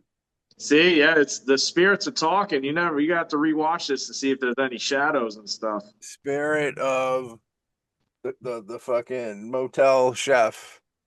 You know what I mean? Don't listen to Matthew Fisher. He doesn't know what he's talking about. This But is the voice of the devil. that hotel was a very nice hotel. Right off the highway though, too, as well. So it's possible there might have been some death roaming around it. Um, yeah, I feel like there's probably been some crazy stuff that's happened there. You know what I mean? But that was my take. I don't think it was I think it was more friendly. I do think it was something. I think it was like just letting me know, and Hawk, even though Hawk's blind to it, letting me know that it was there and that it knew what I did. It knew that I spilled the syrup. You know what I mean? And then I made a joke about it. I made I laughed, and I don't think it was, but there's You far don't worse. laugh at spilled syrup, dude. No laughing over spilled syrup. I feel you. I feel you. I'm with you on that. But that was our newest paranormal situation since last year. Then What about for you guys on film?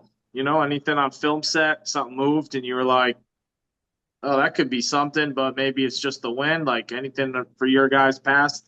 so we got as for I'll go first real quick, and if the other three of you guys have any paranormal stories, I definitely want to hear them. We got the special treatment story that I said when we did that Victoria short. A lot of weird things happened. Um, the homeowner got completely shit faced and wanted to fight me. He's a dude that was like super cool up until then, and then his son moved away for college, I think, or went into the army or something. And it was like he moved out like that week before, and he just decided to get annihilated drunk. Oh, also our old pal Billy the Butcher decided to get him high too. So that probably didn't Blackout Billy went and got him high. So Billy the that probably Butcher. didn't, yeah, that didn't help out anything. Um that day we were shooting a film years back, and the director and that Dave Maggot dude, they walked into they told me this, that I didn't see it, but they walked in and they supposedly seen a ghost come through a wall, which they both seen it.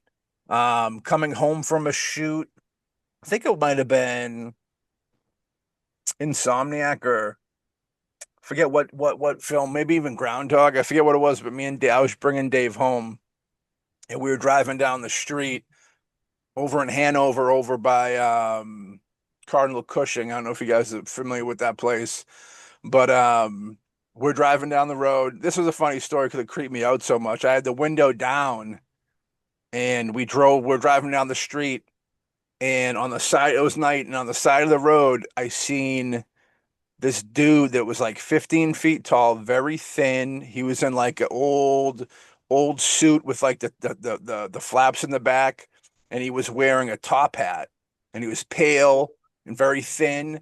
And I remember we drove by, and I was like, look, gave it a look, and we flew by it pretty quickly, and I was like, holy shit. And I go, you see that? I said that to Dave, and he said, yeah. And I go, what was it? And I didn't tell him what I seen because I wanted to see. He's always saying he's sensitive to these things. I wanted to see what his deal was. And he told me exactly what I seen, except he said it wasn't 15 feet in the air, it was floating in the air. Whoa. And I was like, wow, dude. And I rolled my window up. I was so scared. I was like, whoop, whoop, because I didn't want it I just had like a vision of it like flying up like to the fucking window while we're driving and like making me shit my pants. So I was just like, all right, forget about that. Excuse me, are you going my way? Exactly. I'm trying to think if there was any other I haunted. had a I had a quick drive-by story yours made me think of. Oh, really? Yeah, it was just so quick, and my wife and I were driving. This was years ago. We lived in Everett, and it was raining out, and we're just driving home, and we passed by this intersection, and we saw like this little girl like dancing in the rain, and it may have actually been really a little girl dancing in the rain. I don't know, but it just seemed like so really off to Yeah. both of us. And then I want to say like after we passed, I was kind of looking back in the mirror and didn't see her. But I don't know if I kind of made that part up in my head or not. But it just was very odd, and that's kind of your drive-by story reminded me of that. Yeah, it was horrifying. Yeah, whenever you see something that's out of place like that, it kind of jumbles you. You're like kind of crazy about what happens. That Victoria shoot, we had the dude got drunk, wanted to fight. Me and one of the actors had a big falling out after that. I had a weird thing happen with like my dad fell asleep with I equate it to like bad luck, but that energy deal where he fell asleep and the bed caught on fire, he burnt his leg. This is all like during the shooting, and it was only like a 2-week shoot. And Jeez. there was a situation where like by the grace of God, I don't even know why they went downstairs, but I guess they went downstairs and they found out that there was like the carbon monoxide thing detector like shut off, and that there was a leak. And supposedly, not to be dramatic, but supposedly if they went to bed that night, like everybody in the house would have died, which is like my parents, my sister. I think at that time it would have been my oldest niece and nephew. I think somebody else might have been there too. And it was like, it would have been a big hit. They would have been like horrifying. Trying to think of what else for filming. Ghosts on set. Like I'm surprised there was no DJ Stan the Man with all that paranormal was in real life. That was all Chase Carson, Yeah, well, I mean, we had the demon on set, but but he wasn't dead. Yeah. Trying to think. I mean, when we were in that strip club, there was probably some bad stuff in that strip club. Lingering souls on the poles. Yeah. Trying to think. Trying to do a scan quickly of our filmography. Does anybody else have any stories? I remembered something. There's a guy I knew quite a few years. He passed. I was there when he did. He died of cancer. I was there. And this was back when I used to live in Providence, but not with my parents. I was married at the time. And it had one of those this was the first floor. It had one of those windows you described in that other house. It's kind of like a bow window that sticks out. Yeah. So you could go there, stand in it, and look out the side and see the front porch. Then if you looked out the front, you could see the whole yard. You could see everything. So left the hospital after he passed. Later that night, doorbell rings, go to the front, no one's there. That happened several times. Happened the next night. That continued to happen randomly.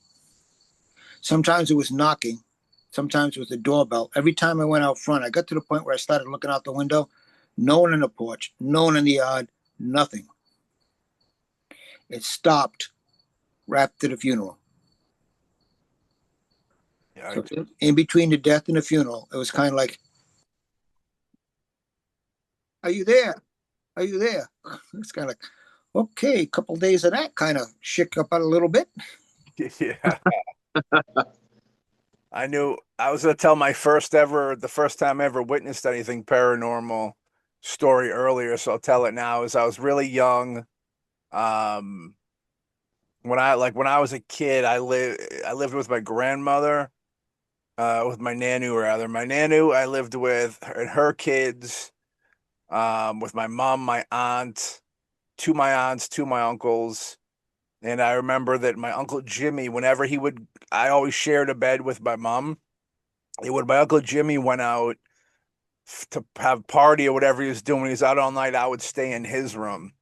So I remember one night I was in his bed sleeping, and I had this nightmare that in the nightmare. I wake up in bed and I look out the window, and all of a sudden in the window I see this yellow hand.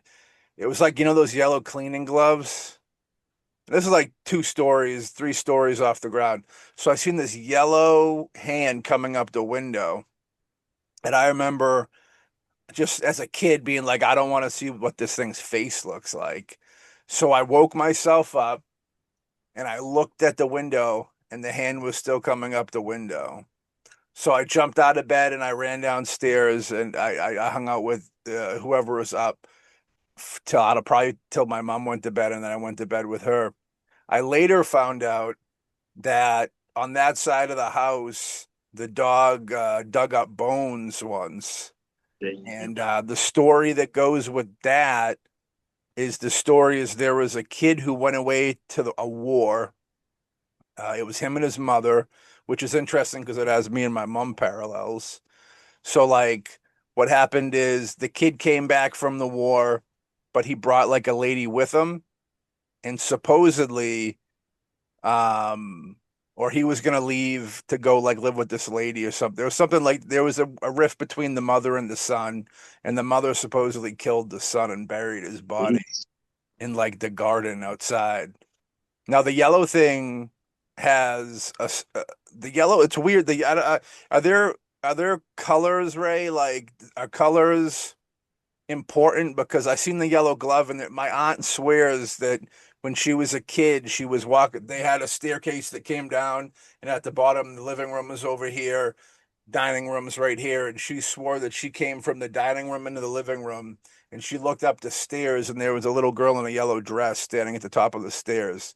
So I wonder if yellow has something, but also I believe Mother's Day, if you like for like Mother's Day flowers, I believe are yellow, like yellow roses or something, or like a Mother's Day thing. I think I could be wrong, but I've always kind of wondered what the significance of yellow was in that house. It might depend upon where the people come from because it varies by culture.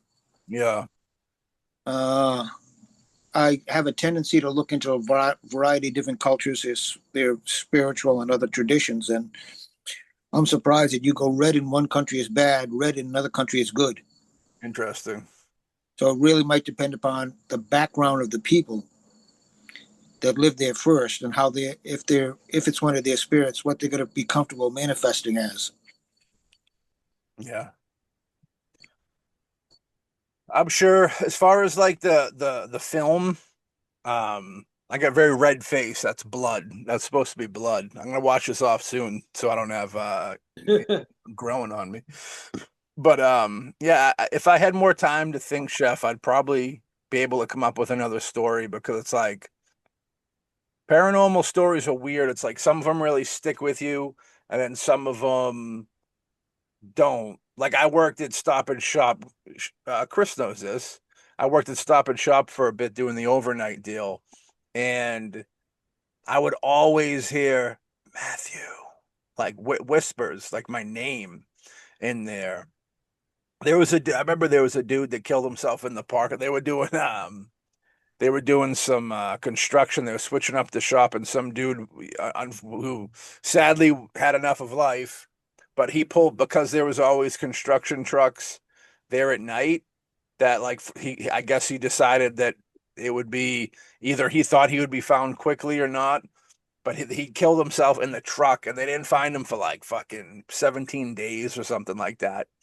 And I remember, and it was like a high rise truck, so you had to like somebody had to like step up into it and look before when they found the body in there. But I remember I parked next to this dude for like three spaces down for like 3 weeks The whole time. the whole time. And it was just such a weird being that close to something and not realizing and being right under your nose like that. I thought was very, very weird. Right. Yeah. Could have took you to like drop something and it went to over there and then you just noticed it, but And what I'm at the time I remember it being eerie because I want to say it was around the time that Mostly Ghostly started, and I was always kind of curious like or interested in the idea that it was kind of linked, like I was linked to him because of we were getting so spiritual and talking about so many ghosts. And I do think that like when you open yourself up like that, because doing the Mostly Ghostly show, I feel like me and Ray both open ourselves up to a lot of like spiritual stuff, talking about it so much that I feel like it's almost like I wouldn't want to say that like we linked up like he went there for me, you know what I mean? Like that's not the case, obviously. But like the fact that he did, we talk so much about the dead and like the fact that I would like for like 3 weeks, I was just like parking literally like 3 spaces away from a dead body.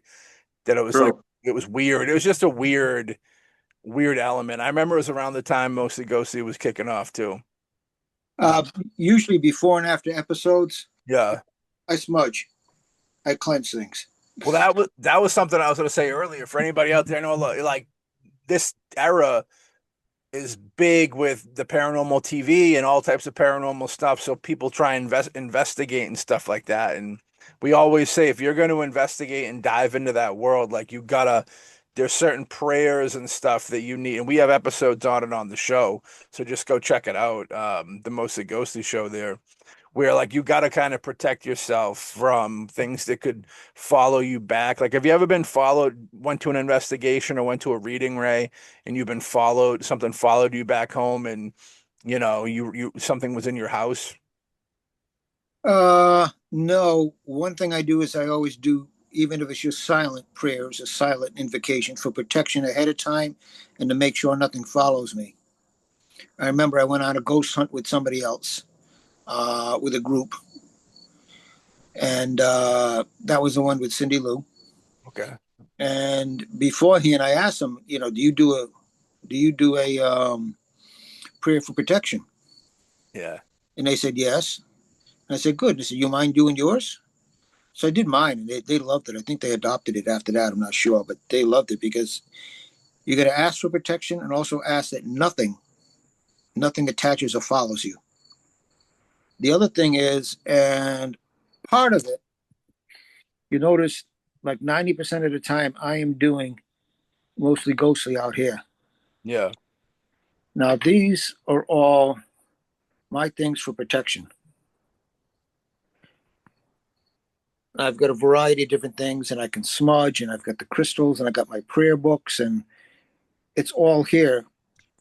And some of the topics that we talk about, I really think it's beneficial to make sure that this space in the whole house is always protected on a regular basis. I cleanse it and pray over it. Yeah. Speaking of houses and prayer, there's one thing, and this one here ties in with my daughter. When I was young in this town, there was one house down the end of the town near the Plainville line. I think it was right over the line. It was always had a reputation of being haunted. It was a creepy house. Every town has one. Yeah, yeah. And it looked really creepy. We left. I came back, and what I found probably about 10, 12 years ago, the house burnt down. And what I didn't know at the time is there were a couple of kids inside that died.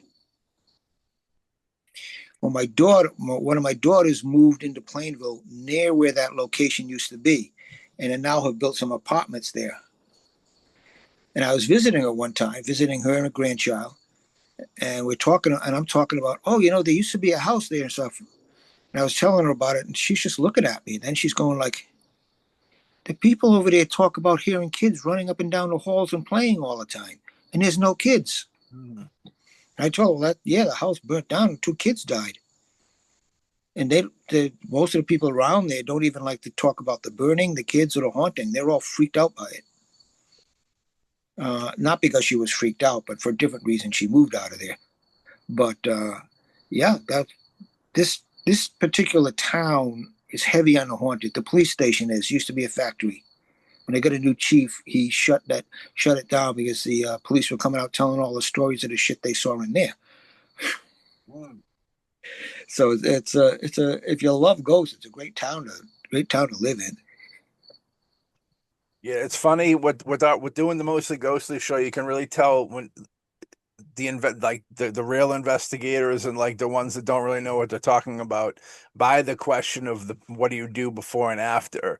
Like the idea that some people have come, no names, but some people have come through and they don't like do prayers before or after, and it's like we've even like got hard on them and be like, you're really like doing yourself a disservice by like not doing these things. And they're like, oh, it's fine, you know what I mean? I think that they've all disbanded. I think they've all disbanded since. But yeah, it's crazy, and that's not something that was something I learned from Ray when we first started doing the show. Because as a kid, I've always been drawn to the supernatural and ghost stories. I love them and stuff like that. And me and my cousins would go, to Hockomock Swamp and the Bridgewater Triangle, and if there was somewhere haunted, we went to the TB hospital, and like we never did prayers before we went in and came out. You know what I mean? So like, who's to say? What could have like latched on or whatever, but I definitely push if anybody's going to do anything crazy like that, they should definitely protect themselves with that. That time when the phone got taken over, I wasn't thinking about the triangle or anything. I did nothing for protection ahead of time. And then coming home, it grabbed my phone, came with me. Yeah. That story is in the process of becoming a short motion picture from the BoomBastic Films organization, starring Ray Booten and Eileen Deeds from The Exorcist. Very cool. Booyah! Do you want to drop the name? GPS. GPS. It's all in the name, ladies and gentlemen. Alex just turned into a ghost. You know what I mean? I'm probably going to in a couple of minutes. My phone just came up with low battery. I'm gonna close us out now. This has been a cool, fun, eerie ghost story like HoRRoRWEEN. I want to just real quickly. Does anybody else want to tell any stories before I wrap it up? I mean, we definitely got some chills, I'll tell you that. We got some chills. So from what I heard from one of the producers, Buddy Buttafuoco, is that he is gonna wind up and twirl and edit up the video I've been talking about since the beginning of time, which is the most ghostly experience I've ever had in my life. Me and Buddy went into this TB mental hospital, and I think it's Hanson, and we shot footage, and I found the footage recently. And the plan is that I'm going to probably do a little commentary track over walking through that area. But I do the stuff that's not going to be in the video is probably the most scariest part of it. Like when we were in there, we didn't really see or hear anything until the very end that made us go, we should get the fuck out of here. But there's stuff throughout the video. The only stuff that's in there that's not in the video is, I'll close with this. So we're rounding out the night. We're going, in order to get in there, we had to break down some plywood. This is many years ago, and slide into the bottom half of this. Like you slide into the tunnels that are in the bottom, and to get out, we had to leave the same way we entered. So what's not in the video, you'll see what you'll see in the video ends with us walking down a hallway. And the last scare that we didn't hear then, but we seen it after the fact, was when the camera's going across the wall and we go past this hole in the wall that goes into the basement. And when you pass over that hole, you hear a ooh, right? If I heard that there, I would have been freaked the fuck out. But what happens after, I always tell people they never believe me. And unfortunately, this part's not in the footage that Buddy will show us. But so I turn off the camera. I hand Buddy the camera. It's dark, so we're both looking down at each other's hands so we don't drop the camera. And while we're both looking at each other's hands, I hear a sound. And I remember looking up at him, and then he looks up at me, scared. I remember I turn around and I look down the hallway, and there's fucking plaster falling from the ceiling coming towards us. The best way to explain it is if somebody was on the next floor up, slamming their feet to make the plaster fall, and it was going boof, boof, and it did it like 4 times, doof, doof. And I remember at that point, I turned to look at him, and his feet were going out the window. And right when I heard his feet, and then right when my brain realized his feet were going out the window, I heard which sounded like 3 voices right behind my head, all overlapping each other. And I remember I ran in the other direction of the tunnel. I ran over there to get a chair because it was like waist tight where we dropped in. And the chair, I grabbed the chair and the legs were broken on it. So I had to go down the tunnel side that the plaster was falling from and grab another chair. And I remember when I grabbed the chair and I was coming back towards the window, is the scariest I've ever been in my life. I know that was the most like fucking scariest moment I've ever been in my life. Thinking that something from the going back to the window, putting the chair down, and then jumping up and going out the window until I was outside of the building. That period of time of going to get that second chair in my feet, because I kept feeling like when I had like on my waist going through the window, I had this feeling like someone was just gonna grab my feet and pull me back into the building. And that was it, dude. That was the scariest I've ever been in my life. And thanks to the beautiful technology we have today, uh, we're gonna run that footage, which is probably like a half hour to 45 minutes of time. And I'm gonna do like a commentary. I'm gonna slow some things down and show people. Like when we first showed up, we scanned the camera across the top windows, and you see like shoulders and head silhouette of shadow people. And then the scariest thing that I never seen when I was in there's orbs like there's like a scene where I'm shooting down a hallway, and there's like a fucking orb that like does like a cross type deal, like it's Xing itself, and it's just like weirdly there. But the scariest thing, and I'll end with this before I kick off and let Buddy introduce the video, is where we go into this basement area. There's no windows in this place. It's a filing room. There's a bunch of filing cabinets tipped over. So like when you enter this room, think of like 4 feet in front of you. There's like a filing cabinet down. There's another one down over here. And then like maybe 10 feet off in the room, there's like a wire hanging that's shaped in a noose. And the noose is swinging back and forth.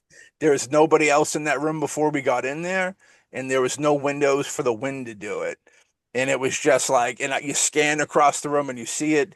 There's another point where like we scan across a door and you see a hand holding a stick, and then when the camera comes back, you see the stick move. Yeah, dude, it's the most haunted place I think I've ever been in my life. The best night of sleep I ever had was that night when I got home. I've never slept that good in my life. Very interesting stuff. So, to the glory of Mini DV and Buddy Buttafuoco. I believe we're going to have that footage for you here, but we're going to sign off here, and we hope everybody out there has a great, safe, happy, merry, fun HoRRoRWEEN. Don't eat too much candy. The diabetes is lurking in the shadows, and hell yeah, we'll catch y'all on the next episodes of all these shows. We have Mostly Ghostly. We've got That Figures podcast, which is newly in the world of public domain. You should now be able to catch audio episodes of that show, as well as other shows. Hawkman got the BoomBasticAST, Dead Kids of Derry, Behold the Pale podcast. Wicked Juggalo Pod Trash is on the network as well.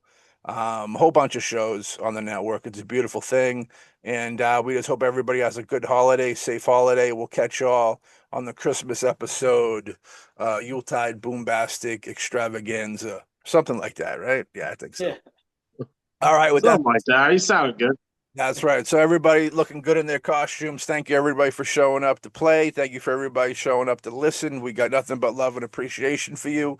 Be careful, be safe, have a great holiday. We'll catch you soon at the world of BoomBastic. Peace.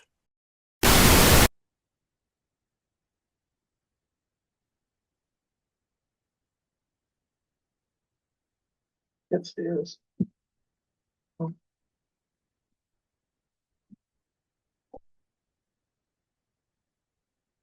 All right, ladies and gentlemen, welcome.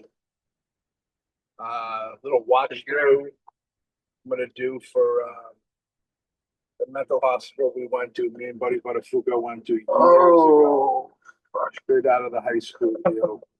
Shit. I'm gonna try and point out. I'm gonna get out and get a shot of this. I'm gonna try and point out some of the haunts, and you following at home, let me know if you can see this stuff. I was trying to get the file, but it was just undoable. So I had to like do it dead kid style. So over here on the right side of the building when we first pulled in, you know, this thing was just like horrifying to pull up to in the dark, and then hit with the lights. It had the vibe of madness to it. If you look up in the air.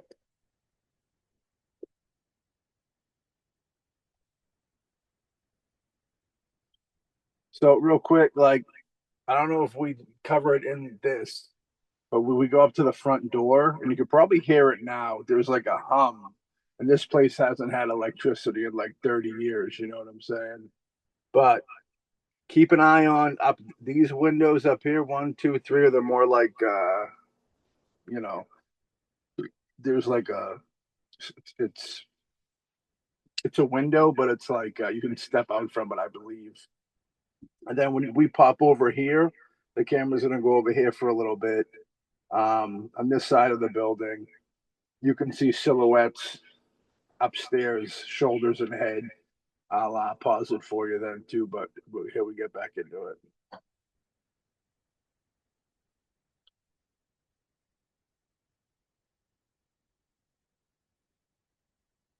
Just a super creepy deal. It's got the night vision on, so it's kind of weird. It makes it look like a painting a little bit.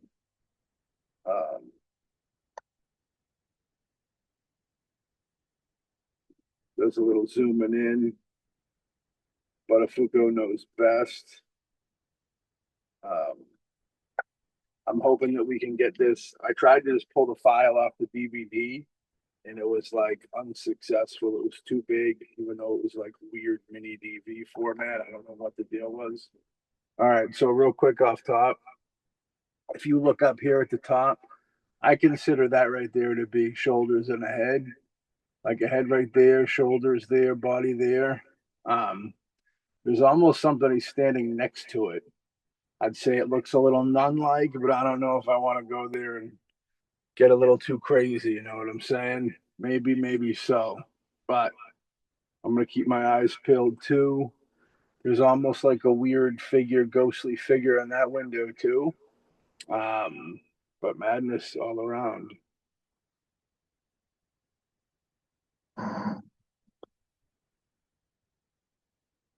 Yeah, I haven't watched this in forever, so I'm going to kind of be watching along, looking for stuff that we seen after the night after when we peeped the footage. Shout out Buttafuoco. But right here, there's a lot of shit going on right there that I don't really know what's going on.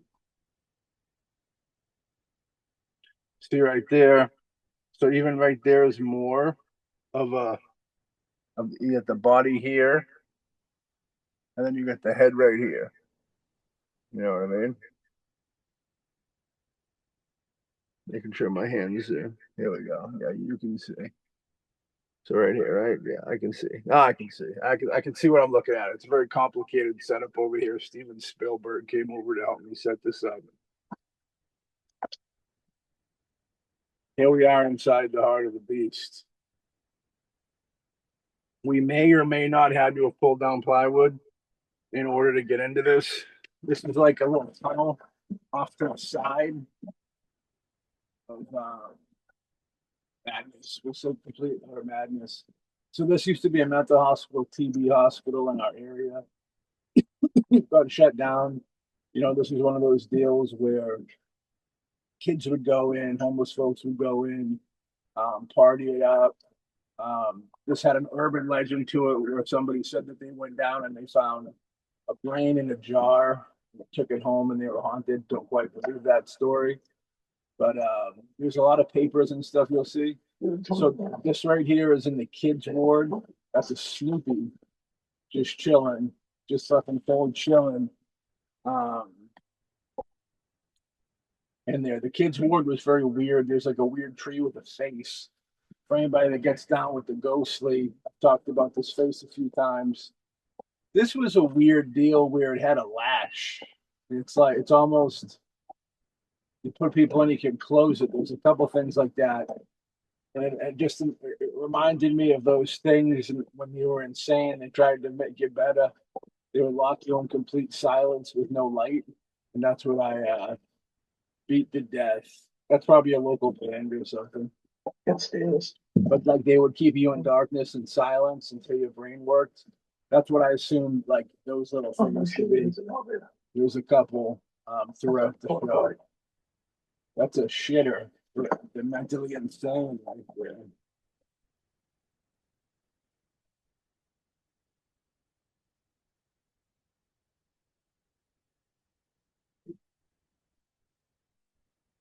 Please ignore the man. So it's an interesting thing tied off, maybe to keep the door. Oh yeah, there was like this is a morgue. Right there is where they put some bodies at, which is always good for you. He popped in. I did end up after like I didn't realize this was the morgue when we were in it. Only going back and seeing the footage, I thought, okay, this is the morgue. But that might not be the morgue. That might be something else. But like a lot of the shit that I seen after the fact, if we seen there, it would have been a different story. You know, we wouldn't have left over the morgue, but there's certain things throughout this that we would have left if seen or heard for sure. No dizzy. Like that paint, with that paint dripping, grabbing. Some pens, like I said, this was one of those deals. Everybody was called one morning and said, "Don't come to work," and that was the end of this place. At the time, I was working with the great Melody D-Rock, and he had a story where him and some friends were outside of it, and they got chased with a dude with a flashlight, but it ended up not being a dude. It was like it chased him into the woods and then it just like disappeared. Kind of a horror story. Maybe one day I'll get all the people that have had, occurrences happen to them in this place on for some type of special. Melody has been long overdue for a guest spot anyways. Happy Halloween if you're out there, Melody Rock. So this was almost like a doctor office area. Very creepy. So yeah, this is my phone shut off. This was a deal where like I tried to it had full battery, no bullshit. It had full bullshit. And then it had nothing. I could call Carl Barron, shout out Carlos Baranzo. making his debut in the haunted house. Look at that. That ages it. That was a Motorola flip phone from like 2007 or 8, maybe. Who knows? Madness.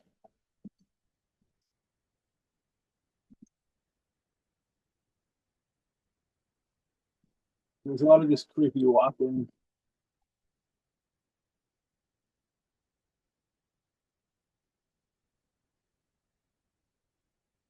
At this point, we're under the ground still.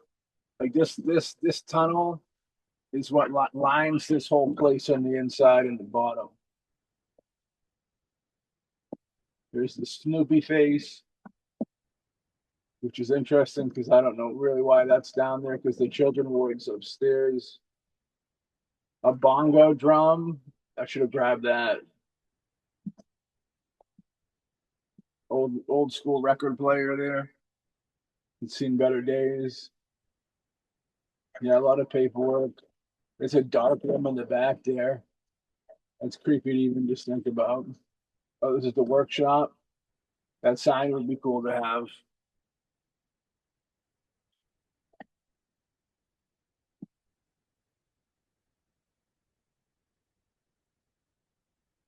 Some investigation. I think we were split up at this point. I went down the other hall and Buddy went down over here.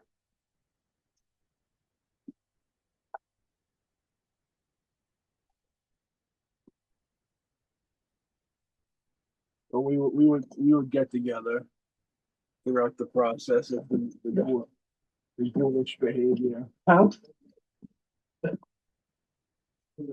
Yeah. That pipe looks like hanging meat out of the body kind of now kind. Yeah, I really want to go. I'd like to go back and get that. I don't know how far that goes in there. Get that bongo drum. Well, clubbing though.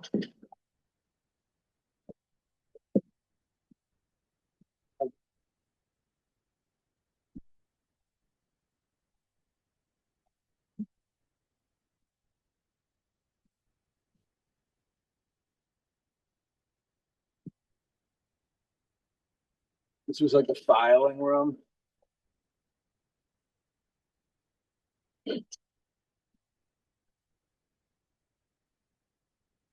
Yeah, just all different types of records and you know, paperwork or whatever. I think Buddy took some with him.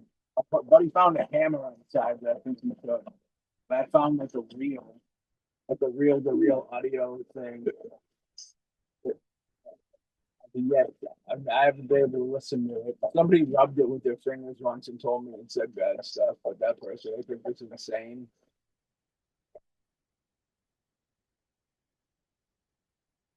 Yeah, we were in this place for like, I don't know, we were in this place for like an hour and a half. It felt like 4 hours. It was like a deal. It's definitely a deal. Like I said, this would be a cool thing to really dissect in detail. I'm just gonna kind of cruise through it. I'm gonna make note of the things that I remember, which I think are like the bigger. Oh, that's it actually. That's what I have. That's what I took actually. I still have it. I hope it is good. No, you'll respect and peace to anybody involved. Light bulbs for days. With fluorescent variety. Nice desk. Doing it big. There was more hours in the day. Oh, there's an older record player. That can show you how like long ago this place just got straight shut down. Something there fell in front of the camera, but it could have just been some plaster or something. I'm not gonna go nuts.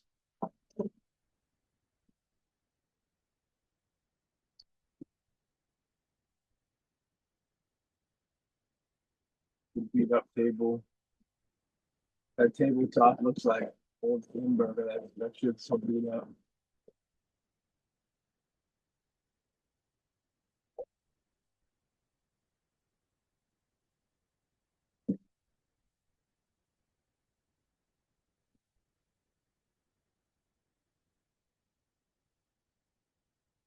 There's a tag on it, I think, of 1993 or Last time. 92, yeah. Last time anybody was down there doing some servicing. But yeah, I mean, as you can tell, a lot of stuff there. Like those record players were pre-92 for sure. Those are probably 60s or 70s players. There I am rocking those fucking Chuck Taylor All-Star shoes. They look nice, but they're the worst shoes for a heavy dude. I'll tell you that right now. That's it, HoRRoRWEEN.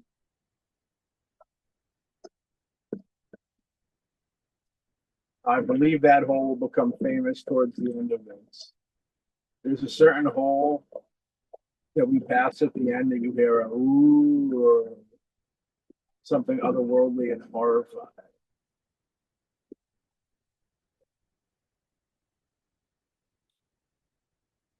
There's that Snoopy deal too.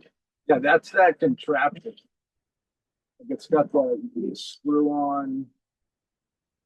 Well, let me bring that back a little bit if I can.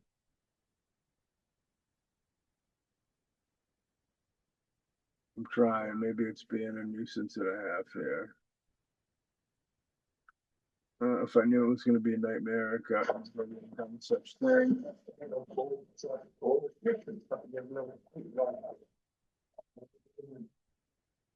me see here. All right, so this deal here for anybody, it's like the submarine latch right here. You got the thing to kind of ear tighten it, and then it's on the door.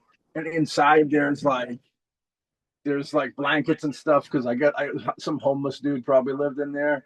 But it's like I think it's one of those chambers that like they put people in for, which was a real thing. They put people in them, took away all the light, took away all the sound, and they were left with their thoughts, which could be the most horrifying thing in the world. So back in look at that, like barnacles on that shit too, like it's right under the water. It's a rough deal here. It's definitely a rough situation. You see the block on it? But if Fuko ain't had his mind blown like that since the day of the heroin and cocaine crack mixed, it's been wild time.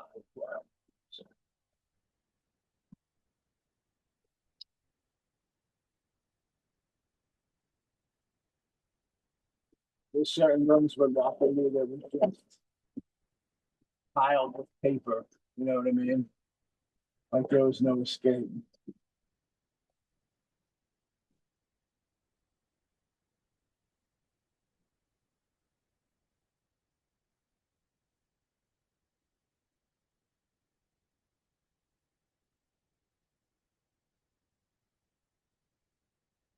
There's a few times we heard some weird noises like that, but I can't exactly say what they were. It could have been somebody kicking something over. It could have been a problem. You know, could have been real clear. That's like a weird seat on the ceiling, like a fucking armadillo. So there's chairs like this throughout the whole place that look like they're just chilling, like people were on watch, which was kind of creepy, you know. But then you go, is it a spirit or is it just some teenager? But then again, it's like, why would a teenager watch like that? You know what I mean? Or maybe even a homeless dude, but still, it's like, why would somebody or something hold me? In a situation like that, it's almost scarier, definitely scarier, but almost makes more sense for it to be like um, paranormal type stuff. There's like a weird chair thing we're getting to a little later downstairs in the basement where it looks like people are performing surgery or something on somebody. All right, now I'm not gonna lie, there was something that just caught my eye there. It was a little creepy when when he goes past the door.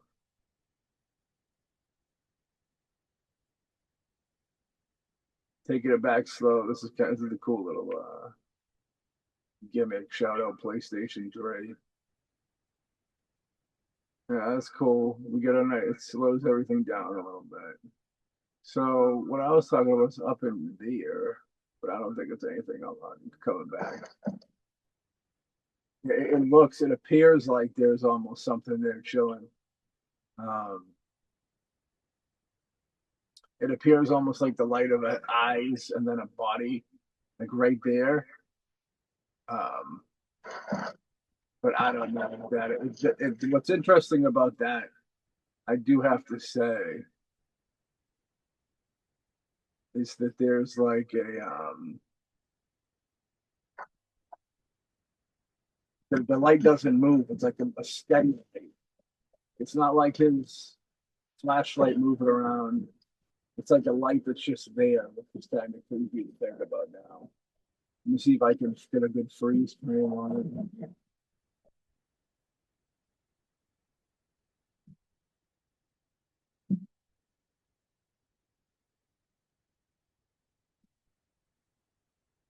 So there's like, and there's something coming up that spooks me to even think about now that it's coming. But it's a doorway thing.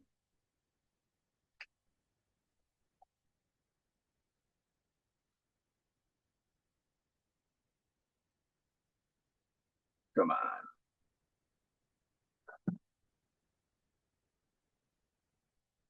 We ain't got all day. So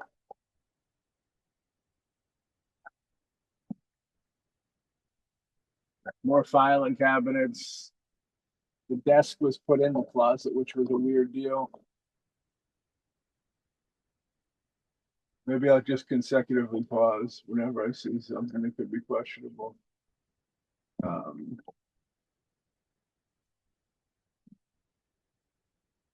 Like, I don't know what the hell that sound was. But I'm just going to say maybe not so paranormal. But maybe paranormal, they said.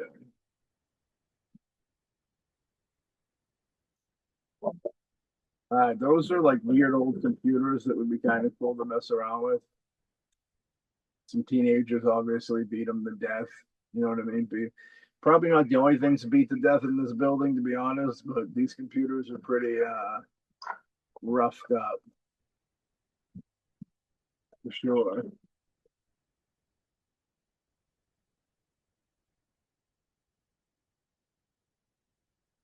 Oh, there's Matty Fish. That spooked me. That kind of spooked me for a second. That's me meeting back up with him. Yeah. I was like, oh, yeah.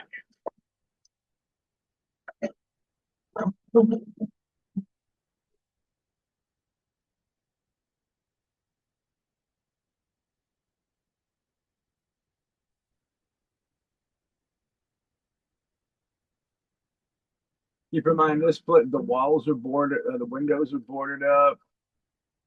Like there's no whatever. And maybe this is the kids. This is the kids' ward. Yeah, this is the kids' ward. The tree is in here somewhere. Which the tree, I was telling Ray Boots recently about a book I picked up one day on like rituals and satanic stuff, which is horrifying. But the reason why I bought it, I picked it up and I opened it up, and the first thing that the page that opened up in the middle was a picture of this tree type deal. It was a tree with a kid's face drawn in it, which is something that I see in this place. And it's one of the things from here that forever stuck with me, which is horrifying. In that room, there was kind of a weird deal where there was a light.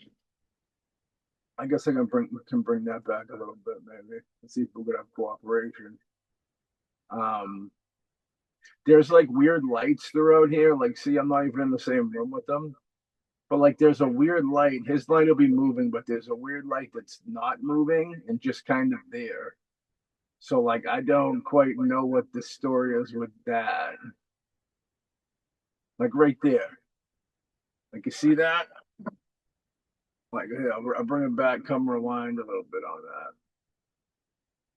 But usually if someone's got a flashlight, Like, so if someone's got a flashlight, like you're gonna see that moving. You know what I'm saying? So right here, that right there, like what the fuck is that? You know what I'm saying? And madness, a little bit of madness involved here. Another chill, posted up watching. See what's upstairs?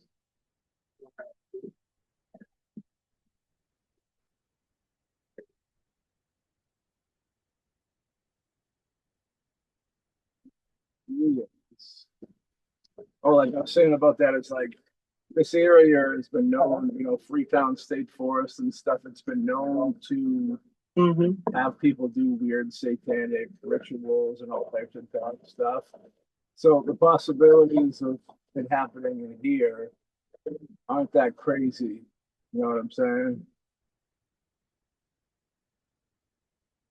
There you go. Nice little children's ride. That's nice. What you got?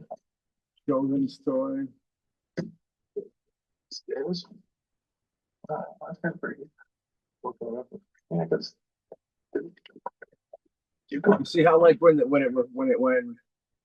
light went into that window and it moved, or it was moving around, you could tell it was like the flashlight. There's some lights that are just not moving in here, which is creepy. They're just lights. Maybe they're orbs that are just chilling, dude. that door's closed.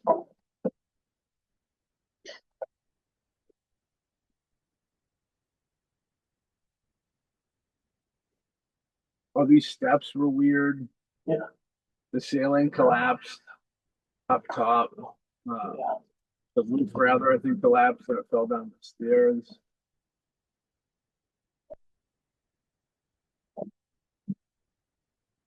You did come from over there, right? Yeah, like once you're in there, it's felt we were I think going in like circles. Did you see this? It's a weird deal.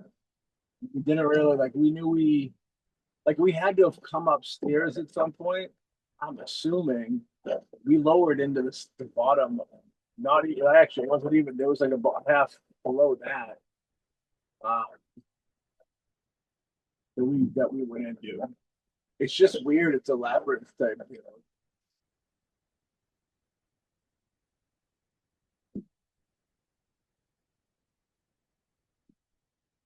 I know Buddy told me he kept seeing stuff and hearing stuff. I don't know what the dealio is. So right here, we captured something that creeped me out. Maybe I'm just thinking too much of it or so, but maybe not, So I'll explain it right there where the light is right there. Right there, is there a stick? So like my claim is this. He's gonna come along with the camera and the flashlight, and he goes past the door. And when you look through the little gap in between the door and the wall, the door like threshold, I could have sworn this is one of my big things with this video is you see literally like a broomstick being held between the door and the door and that fucking I forget what you call it right now, but it's like the door jamb. And then the camera passes over it, you see it, and when the camera comes back in the other direction, because Buddy didn't see it when it happened, when it comes back, it looks like there's a hand on it and it moves it out of the frame so we can't see it anymore. So after hearing that, I'm gonna play this a few times and then we're gonna see how you feel about this. You know what I'm saying? And I'm gonna do some freeze framing too if I can catch it right. But right there. All right. So what I'm aiming for is right here. If you look right there, there's a stick. All right. Now he's gonna come back. He sways the camera, and that stick's not gonna be there when he comes back. Gone. See what I'm saying? I'm gonna bring it back. Maybe doing a little rewind. Good catch it. All right, go, no stick. Stick. You see what I'm saying? Like whatever that is, dude. Gone now, gone. You know what I'm saying? And sticks or something. When I think of broomsticks in these places, I think of weapons. You know, murder weapons. Okay, so here we are again, right here.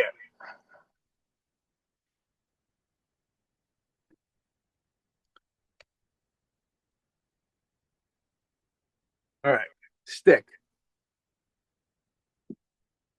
No stick. All right, scary stuff here. Let me try and get this.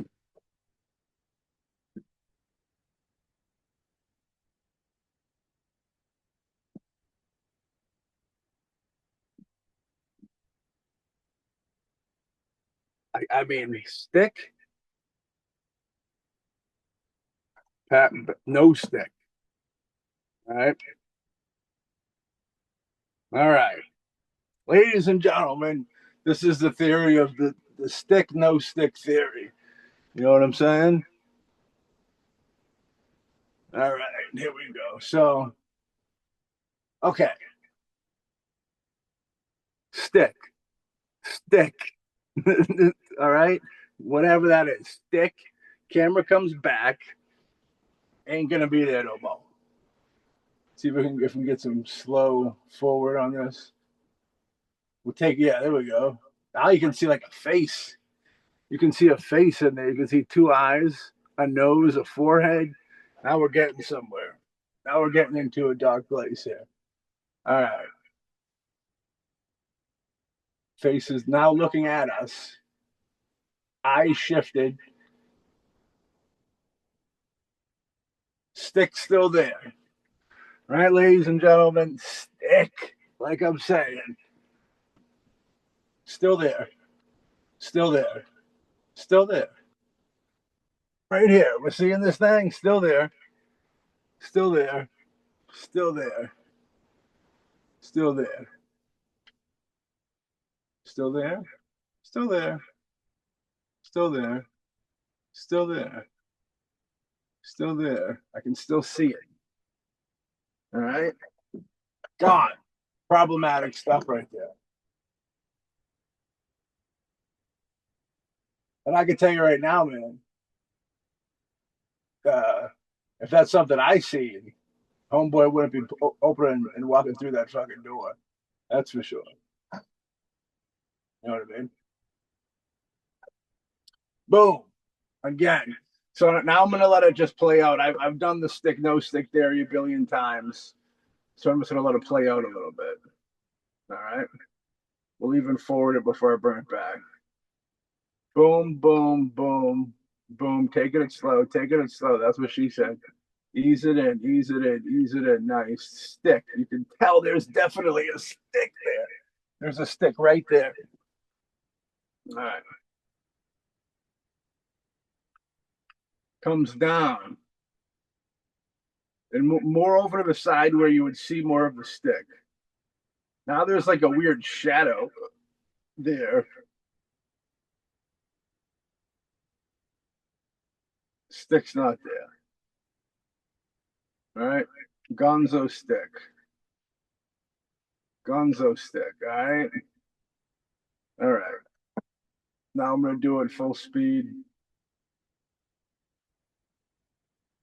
Bring it back, come rewind. Here we go. All right, panning. There comes the pin. And right there, stick, gonzo. Like as soon as his light hits it, and it's not that wire behind, because that's at a weird, different angle. As soon as his flashlight hits that stick, it's gone. Boom. See, you see what I'm saying? Horrifying.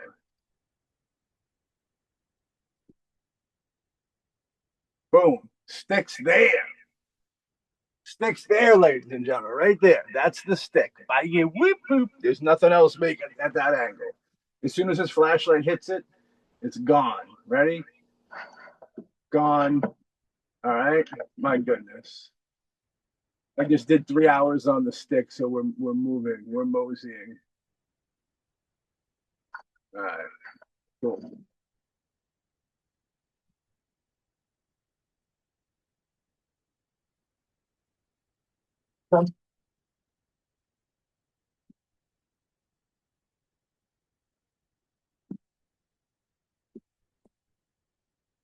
Right.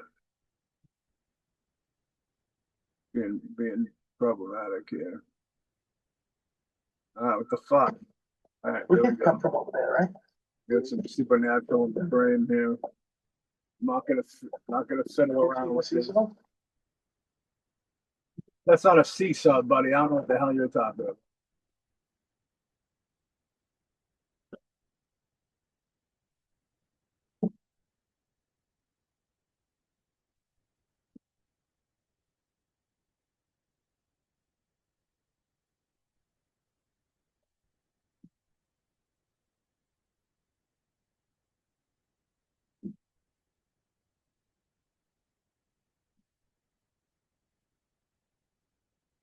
There it is. Stick. No stick. Nobody could tell me that's different, not what I'm saying. All right, so let's see if we got some pickup. This is back in like the foyer. That's most it is.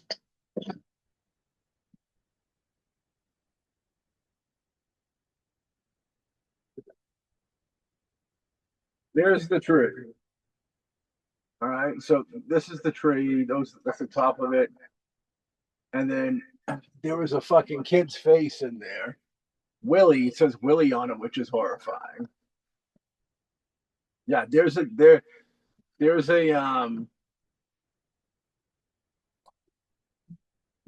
right where that's fucking mouth, dude.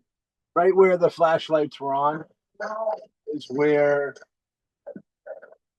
the fucking see, there's a face in there. You know, if you see there's the two eyes are right there, the nose, and there's a mouth. All right.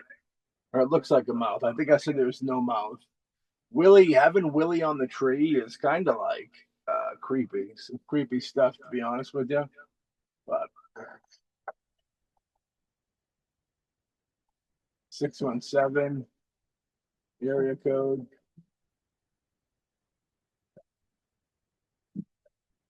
Creepy for the weekend type stuff.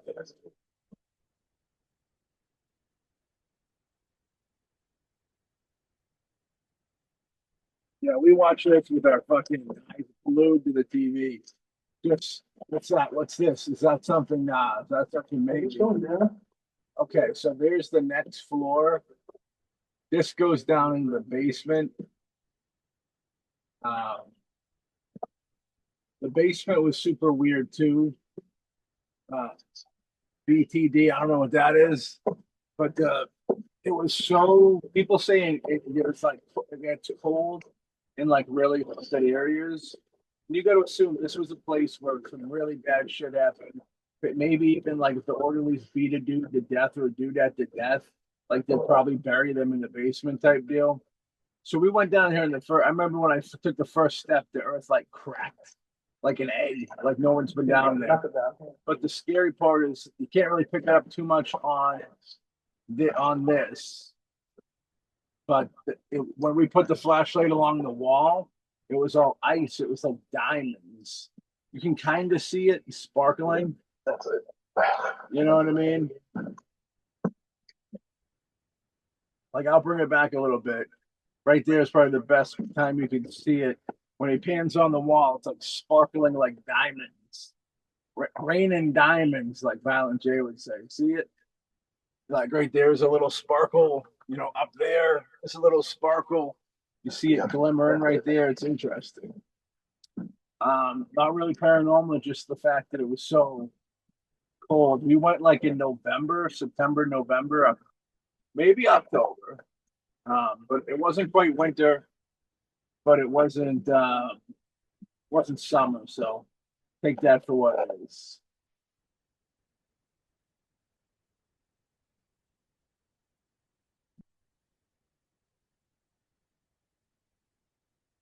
So there's going to be a chair in here too that it was really weird. It's like somebody put, you know, it looks like somebody was like doing, it had like a chair you would strap some man new and experiment on them type deal.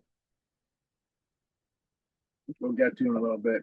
There's a Boston Ruins bumper sticker on one of these desks that was old as dirt.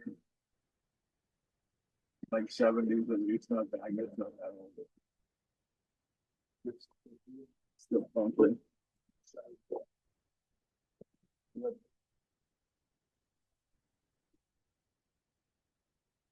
What a Water weird, bubble. what a It bubble. works.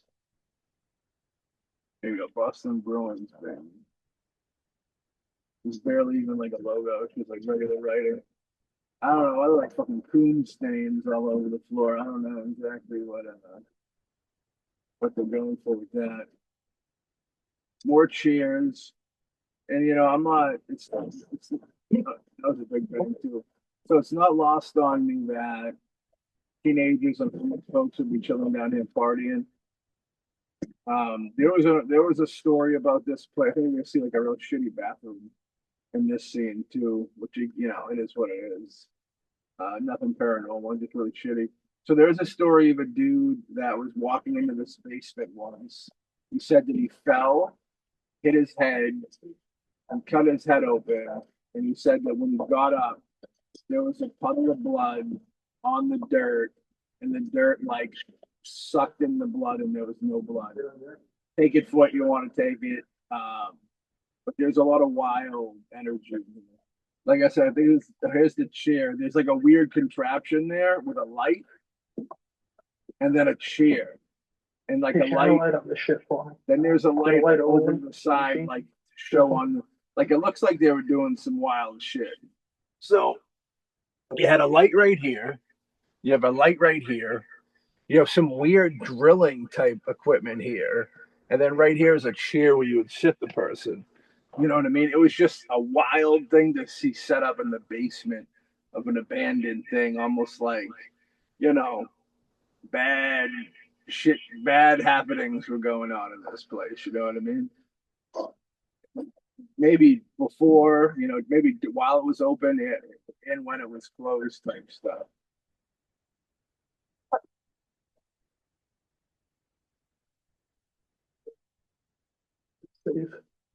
There's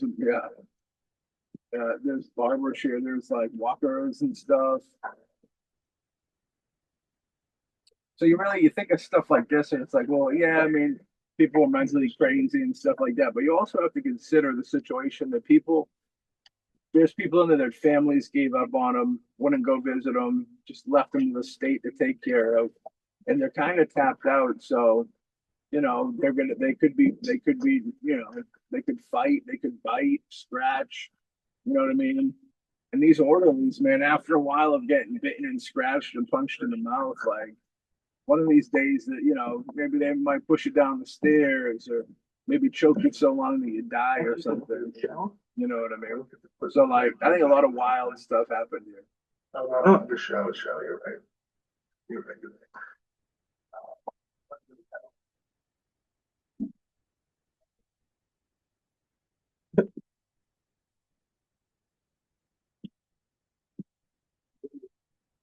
Like body bag. This chair was really creepy. I don't know what that thing is, but it was like a drill. It had like a drill attached to it. It was a weird drilling. Anybody that knows anything about, the medieval ways of trying to get people sane in an insane environment, a lot of drilling into the head, messing with the brain, a lot of psychological trauma to try and figure out a way to make these people quote unquote sane. This is one of the most. There was quite a vibe. There was an eerie vibe about this area, being down in it. You know what I mean? This was one of the areas that I felt was the most creepiest.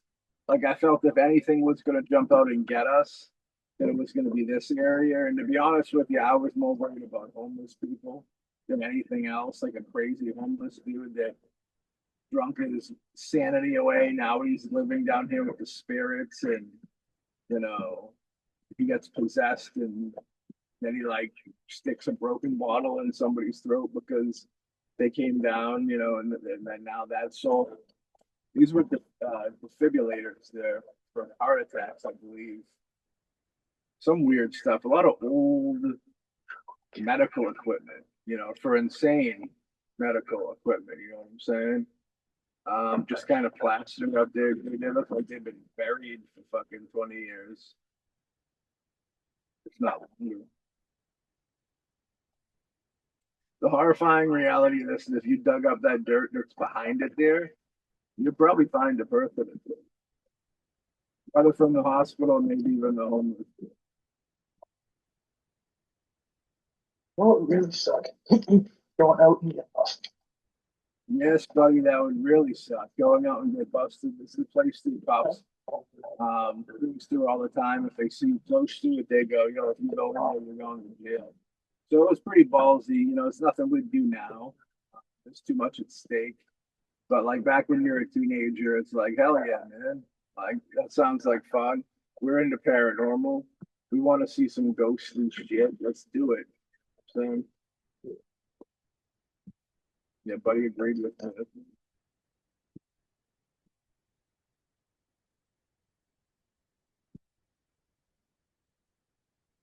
I do not like this one. Everything shiny. See it.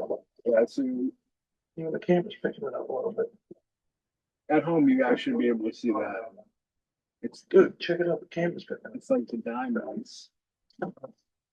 Wow. up. No.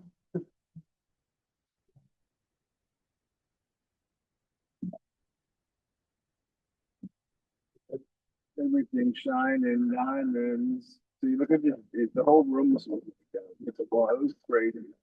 It was a weird deal for sure.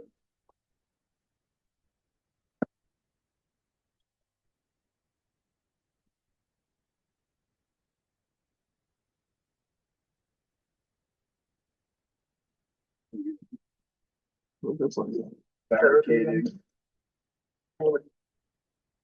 Satin chatted. Oh yeah, that was like that's the room where they would sit and talk about their problems. Either that or teenagers would like party or whatever. But like I said, this is a place that just one day people said don't come to work one day, and that was it. There was no clean outs. Everything was just left there. So those rooms, so the rooms with the chairs, some of that could be. Last time somebody sat in the chairs was when they were doing like experiments and they were having therapy. You know what I'm saying?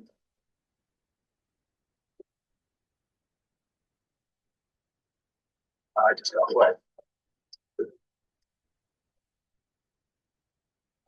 Maybe this was later. I know it wasn't like December. This could have been like February. Um, just all broken plaster and rocks and all types of crazy and this and shit.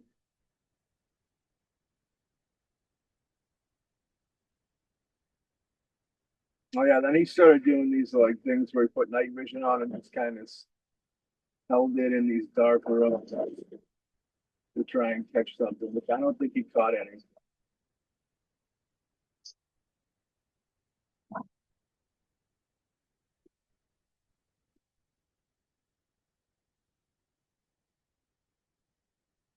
Audio wise, it's kind of a creepy deal where me and him aren't walking, but you can almost hear footsteps.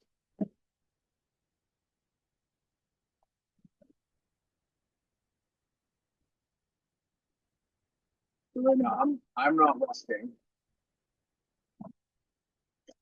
You can hear that. He's not. Okay, I'm gonna let that play out and just kind of keep that in mind. When I stop walking, and you can tell when he stops walking because of the camera, and just listen for the audio of footsteps that you still hear. I don't know what that was. That's a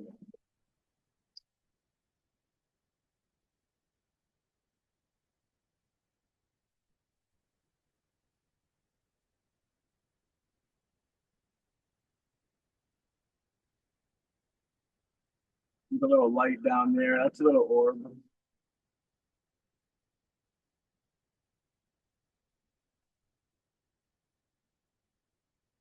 So there's some type of orb. I'll try and freeze frame it. I mean, it looks in that room. Again, right there. Like whatever this is,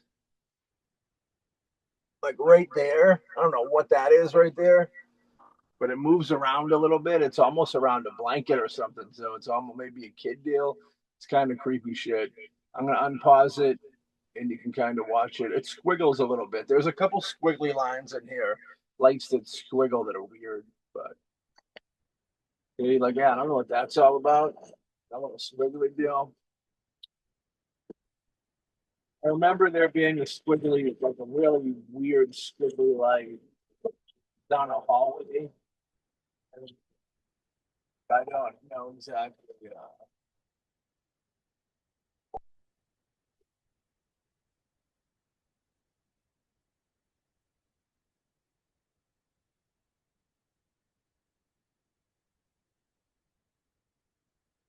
Okay, down the end of the hallway there, there's a squiggly light.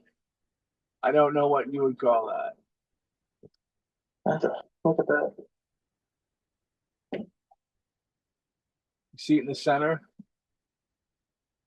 Like that thing moving? So I don't know what exactly that is. For those of you at home that don't see what I'm saying, I'll tell you again. I'll show you again. All right, so here we are looking down the hallway. There's a window down at the end of the hall, right where my finger is here. You're gonna see a weird light that just moves and does like squiggly type deals.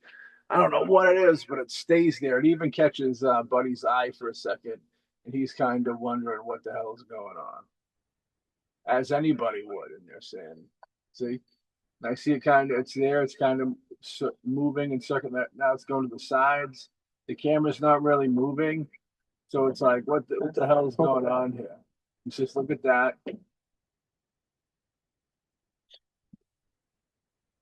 So what's weird is I don't know if I can see that. I think I was just communicating. Upstairs, out of here. Upstairs, brother. I'm like, we gotta capture.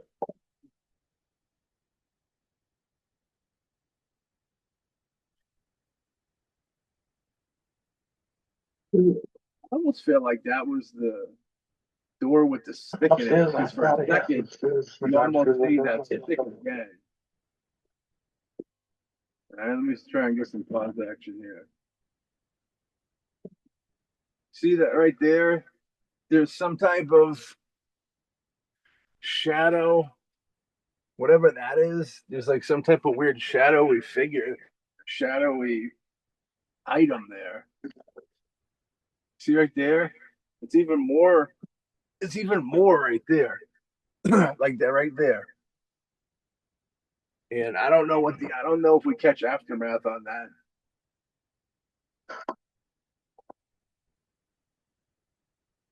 And pushing open the door, I think he moved past it too quickly. With the radiator.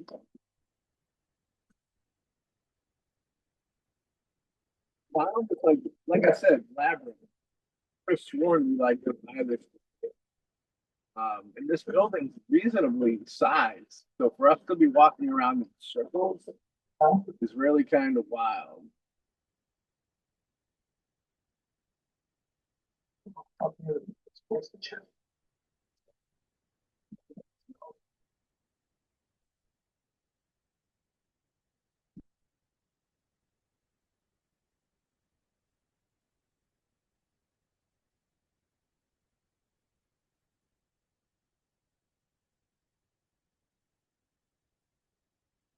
Good. I mean, I'm hearing some ungodly noises when he gets to the top of the stairs. I'm gonna put the volume up a little bit, see if you guys catch that.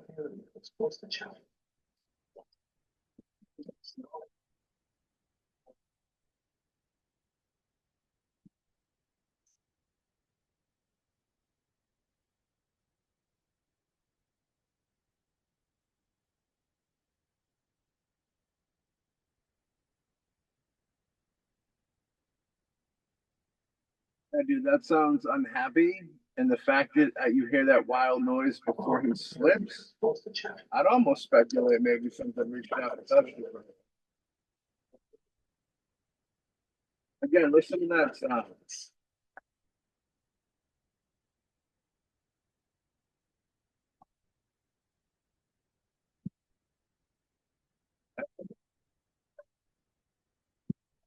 That's like some weird growly, spirity badness thing. I'll be able to get this place to chill. I'm gonna let it play through the go to the next. Make note of this audio once he hits the top before he bed.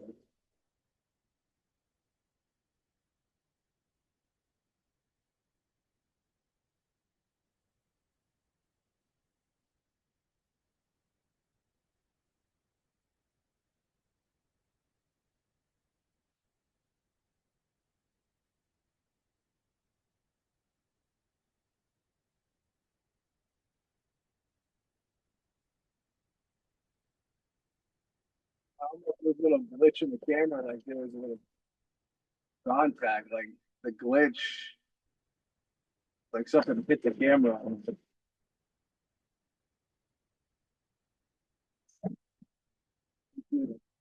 Maybe bumped into something, but I don't know.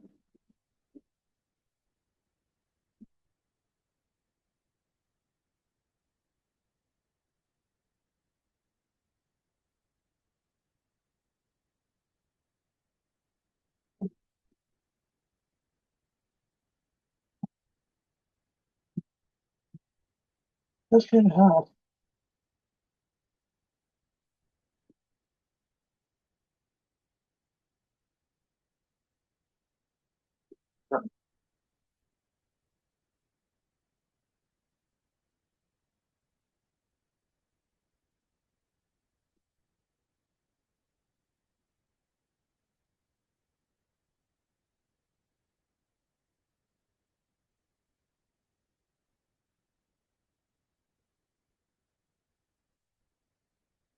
Weird, just weird looking hub.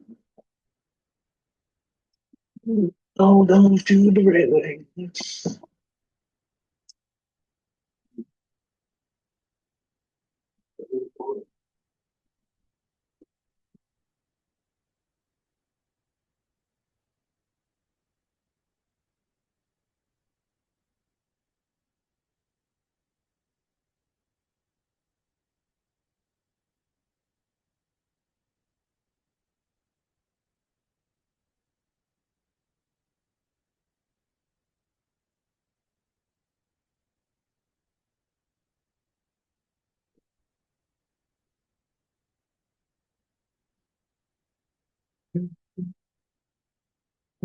It's somewhere. He was in Abram, I forget where it was, but he actually was, he thinks he sees something with the camera didn't pick up on him.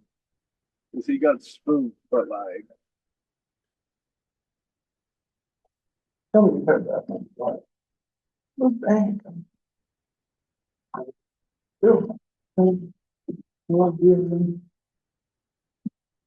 he heard a banging something. I didn't hear it. Huh? We just did. That way. You can kind of just tell there's a little bit of fear in the voice.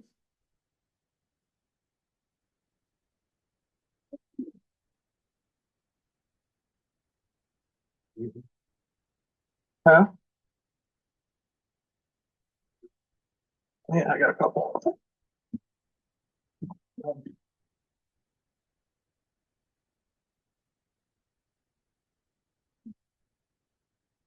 Night shift. Super nice. Huh? Oh, yeah. Yeah. Dog. I got it.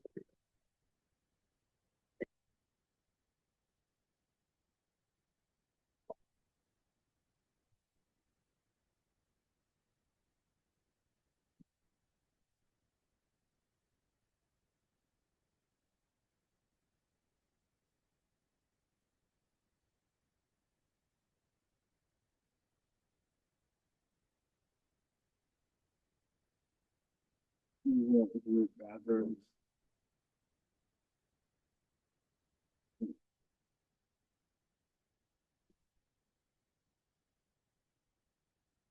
Yeah, just got that.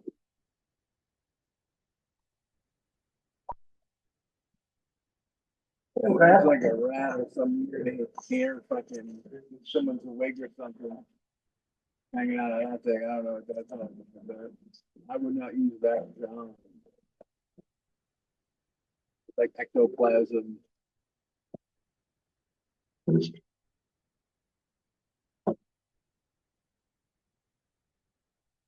When we approach that hole, I feel like you hear something too. There's a whole noise at the end. It's pretty convincing, but when he goes in, I don't really understand something. You put the volume.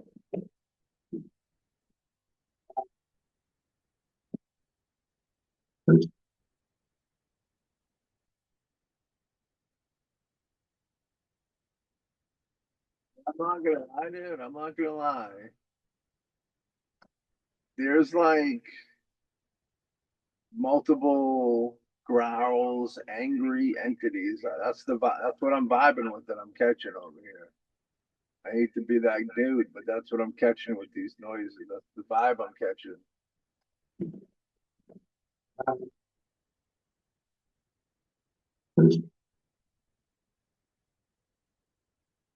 That's that's like not big enough.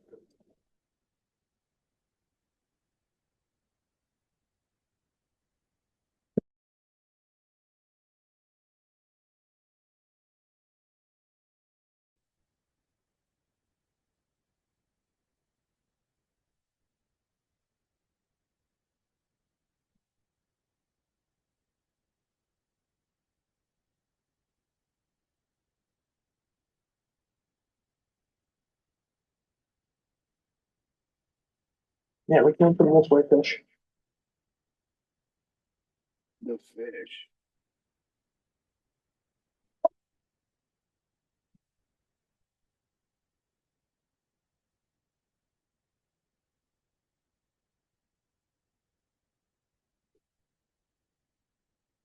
There's something flipping around that corner where it goes just that one shot. There's something that kind of peeps out. Yeah, if you look, so there's that.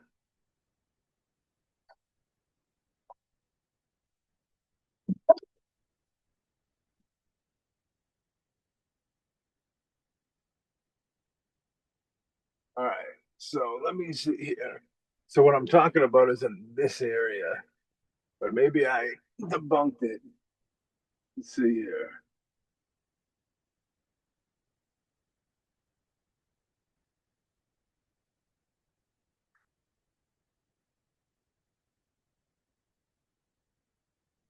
I don't know. It's very, it almost goes in and out. You see, like whatever it is, that's a piece of it. How you have this straight line here, and that whatever that is, but you have the straight line, and whatever that there is, it's pixelated, but it's like you see, there's like a shadow, dude. See, like it's darker there, then it goes to a grayer to a darker. You know what I mean? Peeping around the corner. You know, catch you more in the slow mo. It's awkwardly. It feels like it moves a lot quicker. See, like there's something there. There's something there. It goes from the right there, where it's like almost you can't see it, to like definitely something there. You know what I mean? It's interesting. See,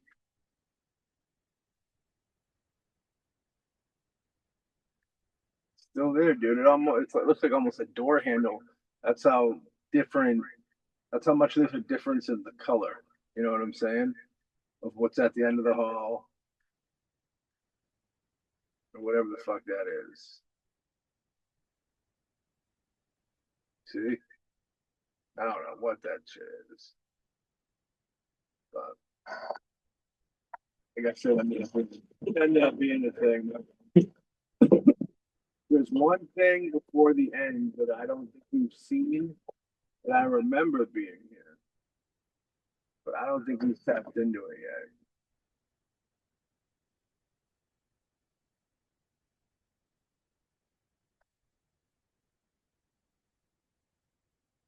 Yeah, we came from this way, fish. So I take that back. That was just a door handle. I thought that was simple.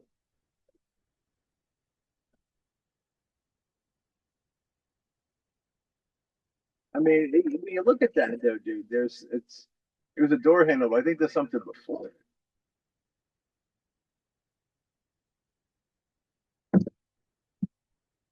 That moves out. Yeah, like it looks a lot darker. Like it's in front of that door handle.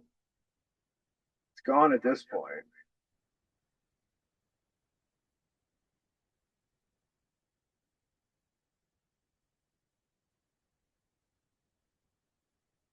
Yeah, I don't know what to tell you.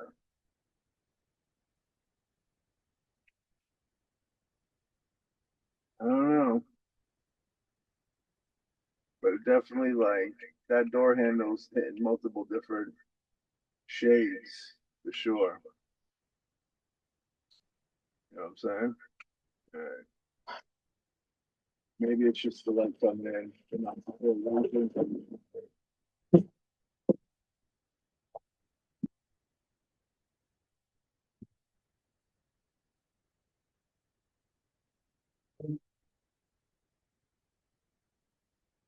So there was it gets fixated there for a little bit, which is weird. Yeah, there's like an old school, like, those are like vests.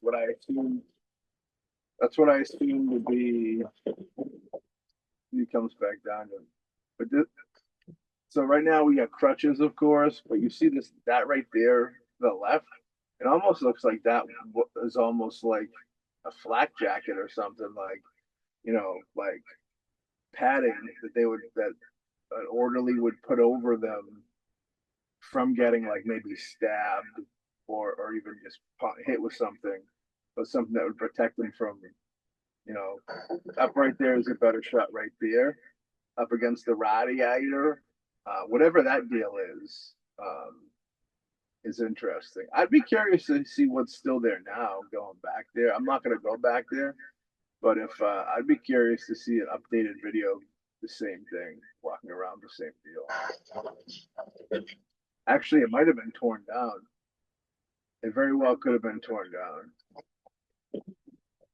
Cool. These are people new documents. That does Oh. figure. Looks like they tried bringing this one back. Yeah. Those are nice temporary lights.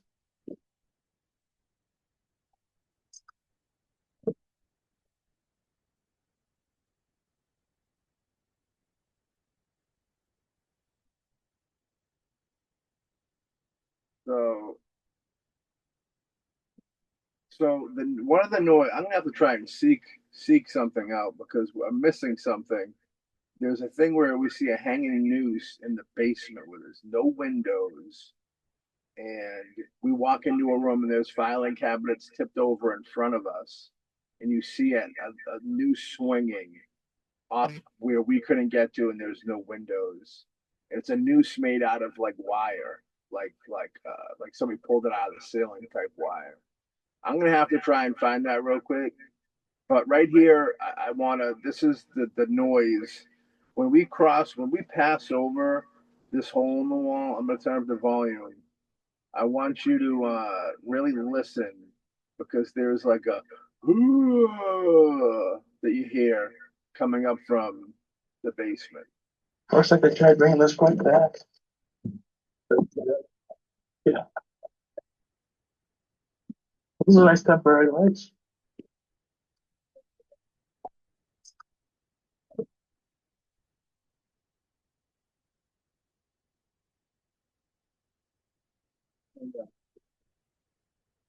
All right, you're about to hear a.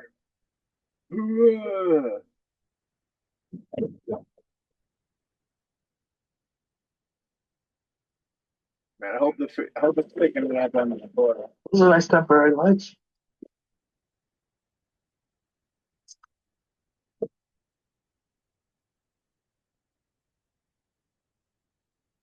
It's enough for you to play back if you want to hear it. It's at the end. What do you say? This is the end? So this right here is the hall that in the bottom that we kind of slid into, and on the show when I get into it, it's like we're handing over the camera. We hear the sound. We look down the hall. There's plaster falling from the ceiling coming towards us. I look at my buddy. I see his feet going out the window. And then at that point, I hear the like three voices over each other. Once I see his feet going out the window, and then like it snaps in my mind, I'm in here by myself. And then as soon as that goes down, I hear, and I was like, holy shit. And then I run to the other end of the hall and I pick up a chair that has bent legs, and this thing's waist high, so I gotta like get a boost to get out of it. Not waist high, like chest high. So I gotta lift myself up on something to get myself out of there. Even though my adrenaline was going so wild, I probably could have fucking hoisted myself up through my teeth, just like bit into the mother, jumped up, bit into it, and hoisted me with neck muscles through the window. But this is the tower right here. Sign off, me. There he is. There he is. That was it. Got a little bit of glitch in there, and then it goes black. Very wild and interesting stuff. So, like I said, dude, we popped out of there. Why it's not cutting too black is interesting right here because there's nothing there. I don't exactly know why there's nothing there, so that's kind of creepy. The camera went off, so it should do whatever. But like I said, I'm gonna try and find that. I'm gonna try and find that fucking noose thing because the noose thing's very creepy itself. You know what I mean? I'm gonna drop the volume down a little bit. I'm gonna get out and get a shot of this. You do that, buddy.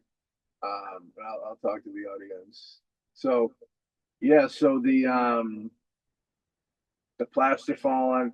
I went down to one end, and there was the chair. The legs on the chair were bent, so I had to go down it's like U shaped, and I had to go down to the end where everything was falling.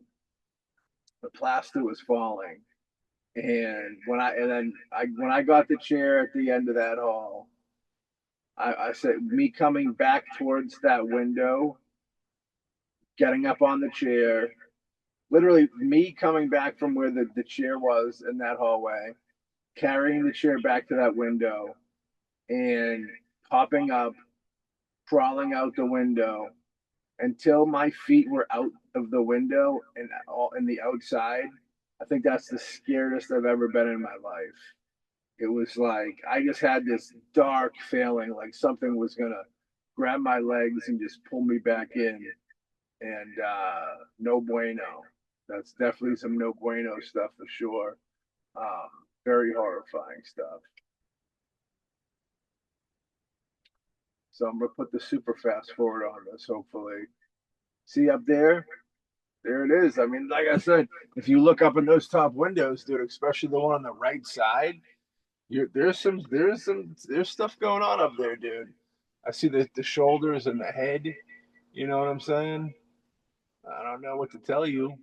I mean, it is what it is.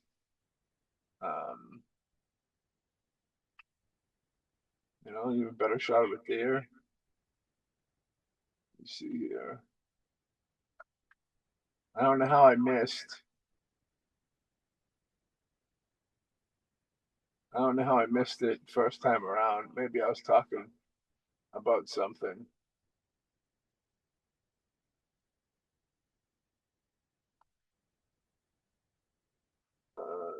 Maybe I was knee deep in a story.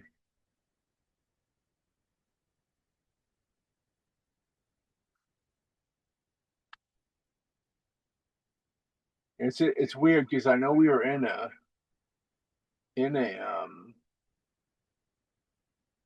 in a room with filing cabinets, but this was like a different setup. The way the filing cabinets were in this was like the room that I remember going in this time around, watching it with y'all out there, was the filing cabinet room was like empty. And the one that I'm speaking on, there was filing cabinets on the floor. And there was no way. I'd like to have that bongo.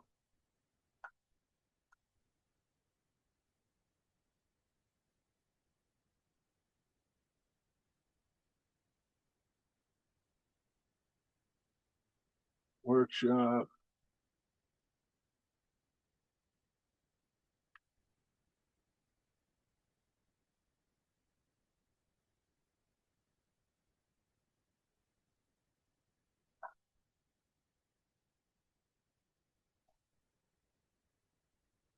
Kind of a filing cabinet type area.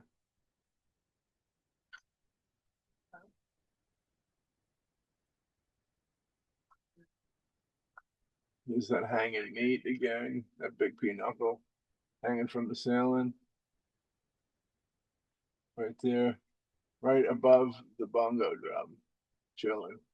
BBC, not BoomBasticCAST, big black cock. Let me see.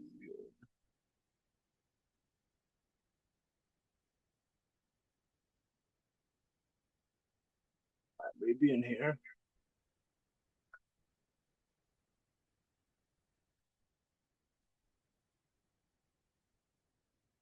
This is the filing room. There's no cabinets in front. It's kind of weird that I can't find it as well.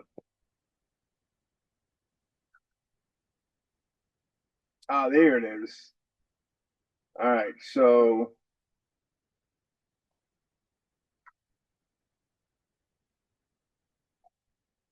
we're in this room.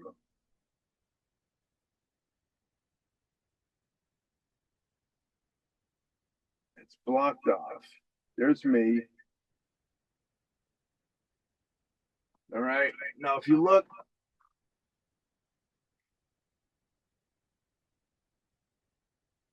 when he comes up, you're gonna see. All right. So in the dark, all right, right there. That's what I'm talking about. That right there is very far away from us, but it moves, and we just entered this room. There's no windows down here. We don't go near it. There's no reason for this thing to be moving. All right, ready? Boom, that's moving. All right. I'm gonna show you again. Here we come.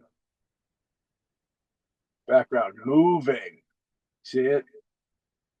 No reason for that thing to be moving.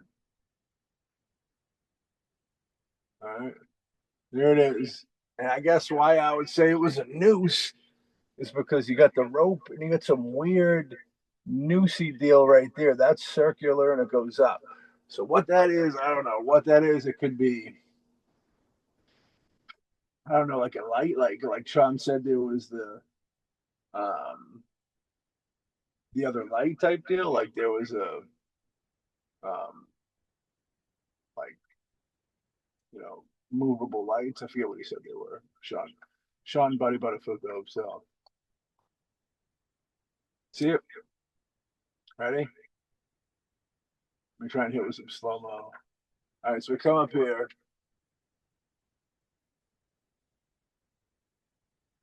Hit it with that slow-mo. Okay, so right there, it's gonna be in between right there. All right.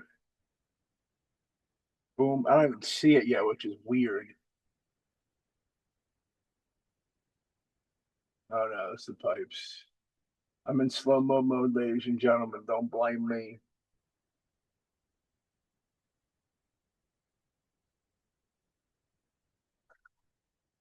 All right, so there it is. Right there. Boom.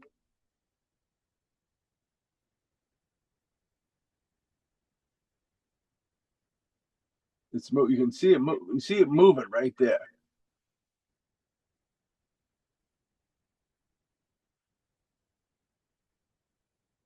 See it moving right there? Boom, moving. Up there, right up there, children. Here it comes. Oh, what the fuck is going on here? Right there. Moving for no reason, kid. Moving and grooving, being wild. No excuses, no excuse. There it is right there, right? Boom.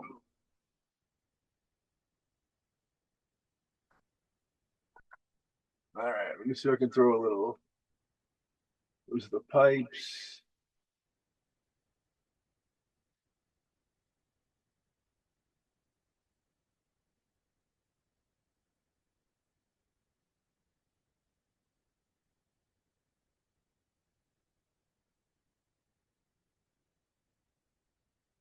Slow motion right there.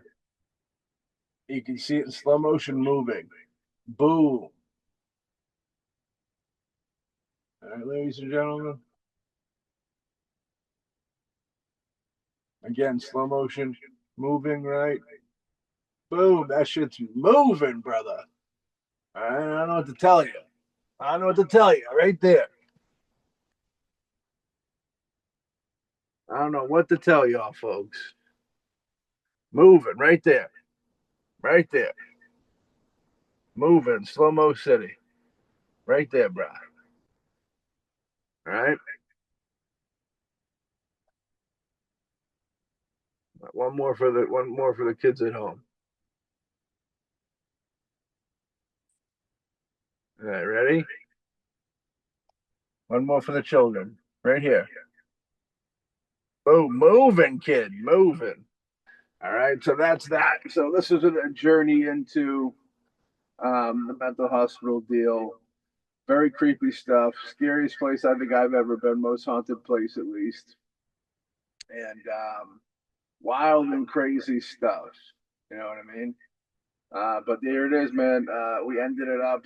I try and get this footage out to you guys for a while. Might not be the best of possibilities, but we got it out to you. And let us know what you think. You know what I'm saying?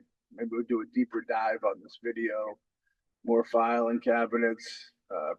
Names have been changed to protect the innocent. But as always, thanks for joining us on another HoRRoRWEEN 2025. And mucho gracias for the support. We always appreciate it. And we just thank y'all for listening. There ain't nobody more we'd like to be doing it for than you kind folks. So with that being said, we hope everybody has a very safe, happy HoRRoRWEEN. We'll see you next year at the 2026 HoRRoRWEEN. Season's greetings. We'll catch y'all at Super Duper Yuletide Extravaganza, I think. Yeah. So that's where we'll catch y'all. Be good, be well, be merry. Thank you for the support. Thanks for watching as always. And we'll catch y'all on the next BoomBastic endeavor. Thank you. Turn off the gas. I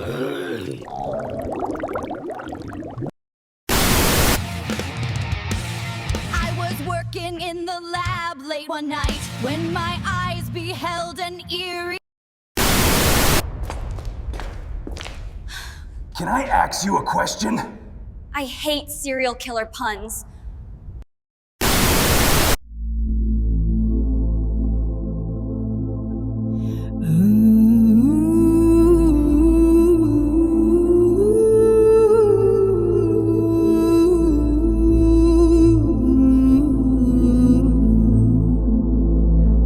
The whistle blows through the midnight air. A shadow rolls down the rusty track. Whispers call from a nowhere land. No turning back, no looking back. Steel wheels hum an old lullaby. Moonlight paints the cold railroad ties. Close your eyes, let the darkness guide to the other side, to the other side. Ghost train is coming for you, riding through the misty blue. Don't be scared, they'll treat you right, handle you gentle through the night. Go straight to the afterlife.